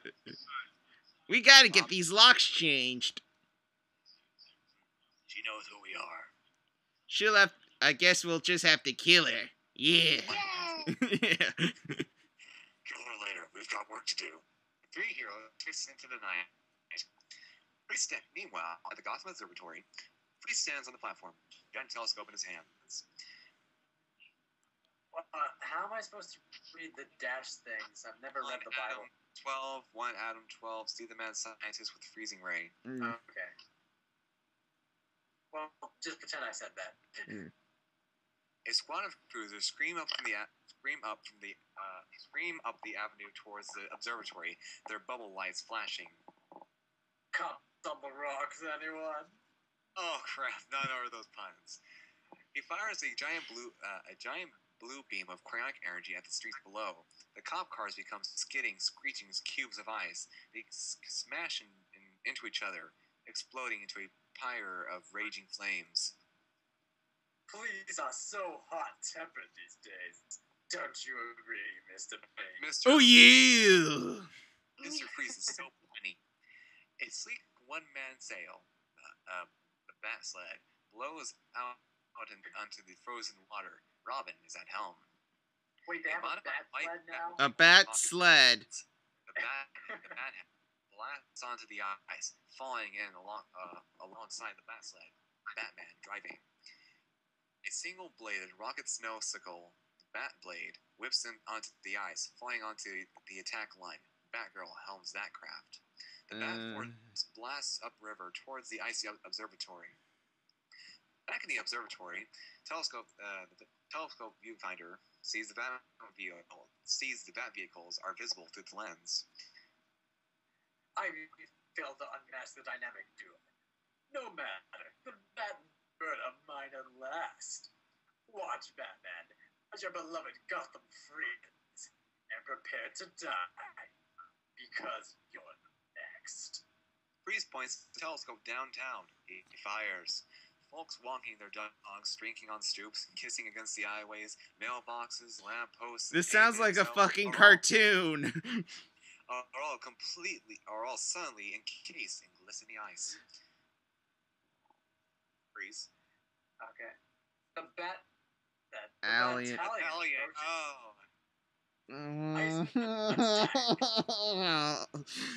Freeze's truck bursts through the mists, blasting down the frozen rivers of blades. Two pairs of icemen hanging from tail lines and skis, machine guns blazing. Attack Plan Alpha. Batman peels left. Roger. Batman peels right. Alpha, got it. What the heck is it? What the heck is Attack Plan Alpha? Robin. Divide and conquer. Wait, that's a horrible plan, Batman. Robin is flying downriver, one pair of icemen sweeping out alongside the truck, heading towards Robin's billowing craft, guns firing. A second pair of skiing icemen whip towards Batgirl, their guns spitting rounds of shells into the ice around her. Side-mounted rocket launchers fire towards the Bathammer, blowing holes into the side. Batman maneuvers, managing to swerve around the sudden streaming pools. He guns the turbos, hitting straight for the truck. The two icemen bearing down on Robin release their tethers, converging on the bat sled, guns firing madly. Boy, I hope Freeze hires these guys by the dozen. I missed it. Oh, shit. Oh, fuck. Oh, tack. Robin pulls the boom and sails Tack. left. His boat suddenly changes course and the two skiers collide, flying into the ice. Boy, I hope Freeze hires these guys by the dozen. The skiers are closing fast. Batgirl hits a key and a status panel displays the menu of Batblade's special modifications. Nice extra package. Barbara selects a setting called Ice Cutter. The Batblade sides peels back, revealing a sharp blade. Batgirl uses her deft driving skills to spin and side skid her blade, sending a wave of frozen ice onto the faces of the Icemen, the villains tumbling in backwards somersault across the ice. That's what I call a close shave. Oh my gosh. Ruka, if I ever come to where you were living, I will destroy you! Batman is shooting the center of the frozen river, heading straight for the ice truck, its side guns blazing. Batman hits the control stud. Two torpedoes shoot out the Bathammer's chassis, hitting the frozen river directly in front of Freeze's truck, ice flying skyward in a tremendous explosion. The driver can't swerve in time, the hole in the ice dead ahead. The truck hits the steaming pool, flipping up, nose first, and begins to sink into the icy waters. Batman races past the sinking truck, Iceman crawling to safety. Don't sink, drive. What the Oh my god, Batman. No. Not you too! Under the pulse of Freeze's beams hitting the city, the Bat vehicles fire turbos, closing in on the observatory. Freeze tilts his gun down forward towards the frozen river below. Not so fast. Time you cooled your heels. I think I just realized something. This entire movie this movie isn't an action movie between fists and fury. It's a pun battle, like rap battle except with puns. And whoever gets So to one who's the pun that writer? can't be not me. Freeze fires. The frozen channel ahead of the Bat Force is hit by the freezing ray. A giant wall of rock-hard ice forms, blocking the river. Batman hits a console stud marked emergency burn. The Bathammer engages roar. The Bathammer blows straight through the frozen wall in an explosion of ice. The Batblade and the Bat sleds shoot up out of the face of the ice wall on either side of the Bathammer, soaring over the top of the mountain of snow. Yowza! Nothing but air! Yowza! I don't even know. Batgirl. Chanting the 60s fame. It doesn't even look like it. Batgirl. Black girl. The Bat sled, No more. the Bat sled, and the Batblade hit the ice running, whipping in alongside the speeding hammer. The Bat vehicles blast towards the observatory. Freeze stares at a monitor. The Bat team is now below the observatory at the base of the giant ice cliffs. Mr. Bane, I'll finish off the city. You, as they say in showbiz, take the boys and kill the kids, but bring me the Bat. Okay, you'd want me to kill some kids? Yes, the way is up to you, though. We have 11 minutes to stop Freeze and thaw the city. Three tiny figures scale the ice using pitons and rice and ropes. This is easy. Crime fighter rule number 1. Never fucking say that. Why? I will fucking slap you! Ledge above them, suddenly, a score of ice climbing thugs pour over the ice edge on ropes, sliding down, firing their guns madly. That's why. A shooter comes flying down a rope straight towards them, guns blazing. Robin swings on his rope, grabbing Batgirl, pulling her out of the line of fire. They hit a snowbank and roll. Does this mean we're going steady? What? Four figures land on Robin the beats snow the beside shit them. out of Batgirl. Takes off his utility belt and hits her with it. Four figures land on the snow beside them. Iceman, guns drawn. Batman uses his bat batons to pull himself onto the ledge just below the observatory. That's when another wave of Icemen descend on him from the mists. Batman reaches for a batarang, a beat, and smiles. Let's do this the old-fashioned way. Batman leaves his batarang belted. He begins wailing on the Iceman using only his fists and feet, falling back fists, and using roundhouse kicks, felling the thugs one after another. Robin and Batgirl move to back, surrounded now by a band of Icemen. Robin notices the heavy cantilevered overhang of snow. Crime fighter rule number 2. I'm afraid to ask. Be ready for anything. Alright, I'm gonna use you as a bow staff. Robin puts his hands together and yells. The echo shoots up the hill. A tremendous rumbling comes back down. The overhang of snow jumping on several icemen. Robin does a standing backflip into the thugs behind him. Batgirl goes down, taking out several more with a deft leg sweep. How? What? Kazow! What the fuck are you doing? I don't know. It feels right. She's being lame. What the fuck are you? You're more lamer than Robin. Batgirl and Robin begin finding their way through the Iceman up towards the observatory. Batman pulls himself up the aperture ledge as Robin and Batgirl fly in from the other side. The giant's chamber is empty. This telescope aimed at Gotham. No sign of the snowman. Maybe he melted. I'm sorry. No.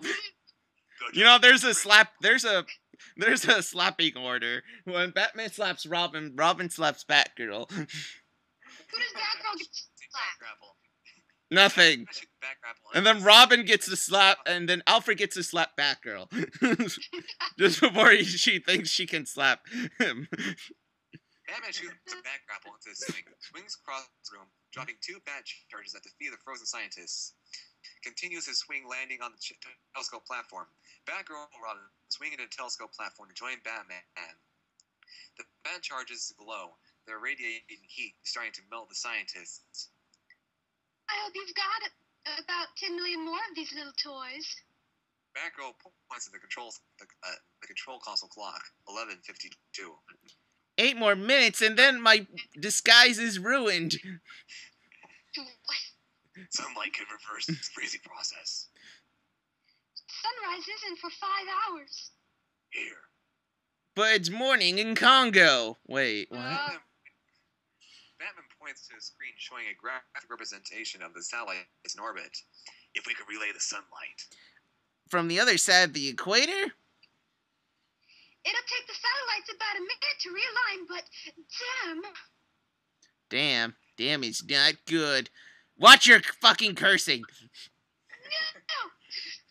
Those targeting mirrors are frozen. The sun's beam won't work. Oh, no. Pull back to reveal 2 small mirrors sitting on the telescope barrel. Both are encased in ice. I'll set the telescope. You saw the mirrors. Batgirl and Robin race down onto the telescope, each pulling a laser from the utility belts. I love this belt. Can I get a matching handbag? Yes. Shut up, Batgirl.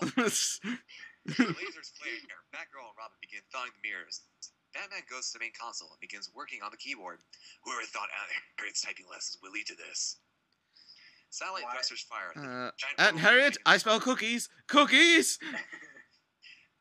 Graphic satellites begin to adjust. Targeting flashes over a blinking graphic of Gotham. A digital clock reads 11:54. As he aims the telescope, the skyline through the crosshairs is suddenly obscured by a blur as Freeze drops the raptors onto the telescope. His face now visible at the targeting scope. Freeze. Tonight's forecast: a freeze is coming. Oh wow. Freeze grabs Batman and so rolls the good at King these puns. Crusader over his head onto the telescope barrel, using his free hand to yank the telescope control joystick. The telescope tilts sharply downward. Batgirl and Robin tumble down the telescope barrel towards the lens and the drop to the city below. Batman tumbles, righting himself and spins. Batman freezes, climbing towards the control console. Batgirl and Robin are rolling towards the end of the telescope. No way to get both. Batman rushes What's towards with this Freeze. guy using the word a beat? I think it's meant to. A beat means like a pause. Okay, whatever. Batgirl and then Robin tumble off the end of the telescope, dropping towards the city below. Die! This is Yay! I land on Batgirl to break my fall. Graphic satellites blink blink red under the flashing message. Target lock disabled. Clock reading 11:56. Thrusters quit as satellites stop turning. Batman is struggling up the slopes of the telescope towards Freeze. Freeze pulls the control level. The telescope begins to tilt and spin madly. The ambient condensation is creating an indoor snowstorm. Batman goes down, hanging from the telescope frame. Batgirl is pointing towards the sea below. Robin is falling a couple feet above her. He fires a bat tether over his head. Robin's grapple secures a glacier-like overhang. Robin reaches for Batgirl as Batgirl reaches up towards him. Batman flips himself back up into the wildly spinning telescope, advancing on Freeze in the control console. Millions will die so you can have your air conditioning, so you can save on air conditioning. Isn't that taking self-help a little too far? Freeze draws his pistol. We aim to freeze. Batman deflects the blast with his suit armor. That's new. Let's swing. What? Freeze smashes the control joystick at the top. Telescope's accelerating, swinging towards. The two scientists have finally melted and stand dressed on the tower platform, the massive telescope now careening towards them. This just isn't my day. The telescope smashes directly into the tower platform. The platform begins to topple. Up, and away! Oh no, As science! the platform falls crashing onto the floor below, the two PhDs leap, landing safely on the swinging telescope, hanging on the tensioning bar for dear life. PhDs rule! Freeze is thrown by the impact of the telescope hitting the tower into the telescope platform rail, his gun falling to his feet. Robin's hand is inches from Batgirl's, the city coming up fast. Freeze is scrambling for his gun. Suddenly, a figure looms above him. Batman. Freeze draws. Batman kicks the gun out of his hand. The two begin to fight on the twirling platform, a battle of titans. You turn Gotham to ice. A right punch. You've endangered countless lives. A left punch. It's payback time. Batman knocks Freeze with a mighty punch, hurling him into the back of the telescope. Batman turns towards the telescope, typing commands. Graphic satellite flashes green. The clock reads 11:58. The mirrors overhead open. I don't know. The mirrors overhead open, beginning to glow with ambient sunlight. Freeze screams at the emerging light, leaping onto Batman, saying the Cape Crusader sprawling into the barrel of the telescope. He advances on the fallen bat. Freeze kicks Batman hard in the face. The hero rolling down the telescope towards the opening in Gotham Beyond. Robin grabs Batgirl's hand and I get you. and as Batgirl fires a batarang from wrist. Robin's tether pulls taut. The boy wonders, holding Batgirl dangling over the city. I got you. Robin's grapple rips free from the melting ice. Oh shit! Yeah. Holds firm. Robin's line tears free. Robin pulling his Batgirl tether pulls tight. Batgirl now holding Robin dangling above Gotham. Batgirl lets him go and he dies. The end. Yay! Robin also cuts Batgirl's cord. No, I've got you. She pulls him eye level. The two hang suspended, face to face. They make out. You're in the middle of a fight scene, people. Oh, we do some freaky shit on cords. He slows his fall, stopping on the barrel. Wow, Batman. The two scientists are climbing to a targeting groove along the body of the barrel. I've seen you on TV.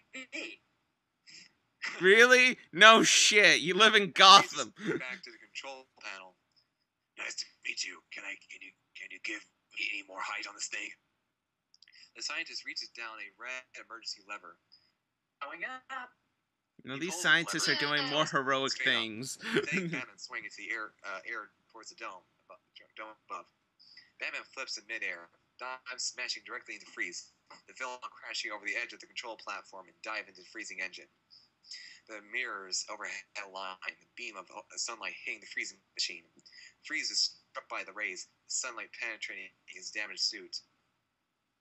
The telescope activates, a powerful thawing beam shooting from its giant lens. Batman turns to Freeze, the villain beginning to gray and wither. You're losing your cool. I think not. There'll be no hot time in this old town tonight. You'll get a charge out of this. He presses the button. As Freeze rolls out of the sunlight, flying towards the floor below. That was my soul dissipating, Charging but around the telescope base. The charges around the telescope base explode. The telescope tilts, dropping out of the open slant towards Gotham, taking a chunk of Observatory 4 with it. Robin and Batgirl are just pulling themselves onto an ice ledge beneath the dome, slants of the giant telescope carrying Batman and the two scientists plummet over them towards the sea below. now that's what I call an exit. Please tell me he's on our side. Oh no. A figure steps out from behind the ice. Bane. Oh yeah. Oh no. Robin coils, leaps Oh shit, into his no. roundhouse, but Bane knocks him away. The boy wonder flying hard into the snow. Then The Bane monster goes up to begins Robin to and says, Batgirl. I will fuck you and make you humble. Oh my. The monster begins advancing on Batgirl. Batman slides down the telescope towards the two scientists, simultaneously firing a double-ended bat tether. Two grapples shooting horizontally into the air. Oh, Cheyenne's back. Cheyenne, speak. The bat grapples sink into the arms of the giant sculpture holding up the observatory just as the telescope flies past. Robin shakes off the blow. Looks up to see Batgirl fending off Bane with a fast series of punches and kicks. She might as well be hitting steel. Does Cheyenne want to take over? No, for she can't Batgirl speak. again? She can't Can't speak. talk. You still got Oh. Batgirl. Okay. Okay. What's going on? Don't worry. I'll spot him. Bane slams. Just then, Bane slams her into an ice wall by the throat, rears back with his feet, about to deliver the killing blow. No, I got him. Robin You leaps. little knocks I'll Bane harm projectiles you. to the skull, venom spraying wildly into the air. Slap. Bane hits the snow, writhing as the venom effects is reversed. His muscles shrink, his form diminishing until he is again a scrawny prisoner, struggling in the folds of his costume. No one should get that suit taken in. No one's buying baggy anymore. Yeah, I died instead. The ground is rushing up below them. Grab my belt and hang on. The scientist Okay. on Okay. Batman's utility belt. Cable pulls taut, slowing Batman's fall. The telescope dropping from under them as the cable bends like a bow. Batman and the scientist sinking at the center. The cable reaches its nadir over outcropping. Below the telescope explodes into the frozen river. This is your stop. Batman pushes the scientist onto the ledge. The reduced weight shooting the cable tight, rocketing Batman up towards the dome like an arrow. Boing, boing, boing. Batman flips him through the telescope plant, followed immediately by Batgirl and Robin, all laying together on the observatory floor. Winded old timer.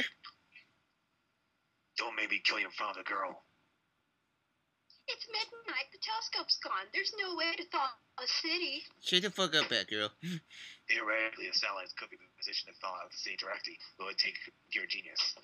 I'm on it. I love how like they say it's gonna take a computer genius. I'm on it. Wait, no, Robin, we need a computer genius, not you. Robin clears a row of fallen console. It's typing in, begins to type. Nothing. The equipment is dead. No, I'm on it. Oh, you trying to replace me, bitch? Third time this happened. She quickly patches up a couple of broken wires, the console lighting up, whirring to life, and Robin begins hacking. Miss Genius, Madam Genius, her geniusness, which sounds better, bitch. You're a big genius. Now, looking at everything from a view of space, the giant orbital satellite is finally aligned. A full disk of the sun appears in the mirror, beamed from one to the next and then to the next. The beam cutting down towards directly. Down toward. The giant rays of focused sunlight begin warming the city. Rays of light hit the observatory, melting the ice. Batman walks over to Freeze, who lies amidst the rubble, weak and gray with growing heat, straining to breathe. Colin. Go on, kill me too, just as you killed my wife. I didn't kill your wife. I'm Batman. Batman presses the button on his utility belt. Run on the evidence tape 014.40. A time monitor shows an image of Poison Ivy. Ivy. I told Lady Freeze when I pulled her plug. This is a one-woman show. Freeze screams in his rage. Oh! Okay, anyway. Batman. But she's not dead, Victor. We found her, restored her slumber. Batman on the monitor showed Mr. Freeze restored Mrs. Freeze restored in cryogenic slumber. She's still frozen, Victor, alive, waiting for you to find a cure. I know what it's like to lose everything you ever loved, but vengeance isn't power. Any two-bit thug with a gun could take a lion. To give lion has true power. Power you once had. I don't know if you'll ever find a cure for your wife, but I'm asking you now, Doctor. Victor Freeze, to save another life, show me how to cure regret syndrome stage 1, and maybe you can also save a man your wife once loved. He's still inside you, buried somewhere beneath the snow. Will you help me, Doctor? Freeze stares at Batman. Finally, he unseals his chest plate, moves two glowing power orbs, pulls them out with his smile, bittersweet. Take 2 of these and call me in the morning. Robin and Batgirl watch Batman attaches the modified power source to Freeze's suit to Alfred's transport. All we can do now is wait and hope. Meanwhile, at Arkham Asylum, the prison is secure once again. Ivy sits in bar moonlight, staring out the window, holding a small flower in her hand, pulling the petals out one by one. He loves me. He loves me not. He loves me. He loves me. Voiceover. Not. A figure stands close in shadows. He steps towards Mr. Freeze. It's amazing what you can buy around here for a few dozen diamonds. Freeze begins coming towards her, menacingly. Prepare for a bitter harvest. Winter has come at last. Not good. Flame breaks on the great old building. Final pizza boxes. Full batch reveal. World War III was lost in this room. Strong clothes. Barbara does his on the couch. Dick Pace who stands staring out the window, afraid he wants Alfred forever. I'll look up. Alfred is descending the stairs, scowling. Alfred, are you? Rather disappointed at how poorly I taught you proper housekeeping. And quite well. Thanks to you, son. Thanks to you all. The three move to him. A family reunion. Dick to Bruce. One question. When Batgirl and I rolled off the telescope, how did you come to try to save us? It's the first time I fell, and you weren't there to catch me. I mean, what the shit, Batman? I didn't handle it. Barbara clears her throat. Dick shoots her a look. Sometimes counting someone else is the only way to win. Hey, I'm the one who kicked Ivy's Botanical butt. Personally, me. I did. Shut the fuck up! You're going back to school. You're going back to school. You're never gonna win this argument, Bruce. Barbara extends her hand. Partners? A beat, then the other heroes follow suit. A team is born. Partners. Go team! Alfred? We're going to need a bigger cave. Costume adventures, race and night. Allie, basically black. The end. Yay! Oh my fucking god! You know what? I'm going to search on Google right now. I'm so I'll never proud! find that Thank you all. I love you all. Good night, everyone. Good night. Great. I'm ending the stream now. Alright.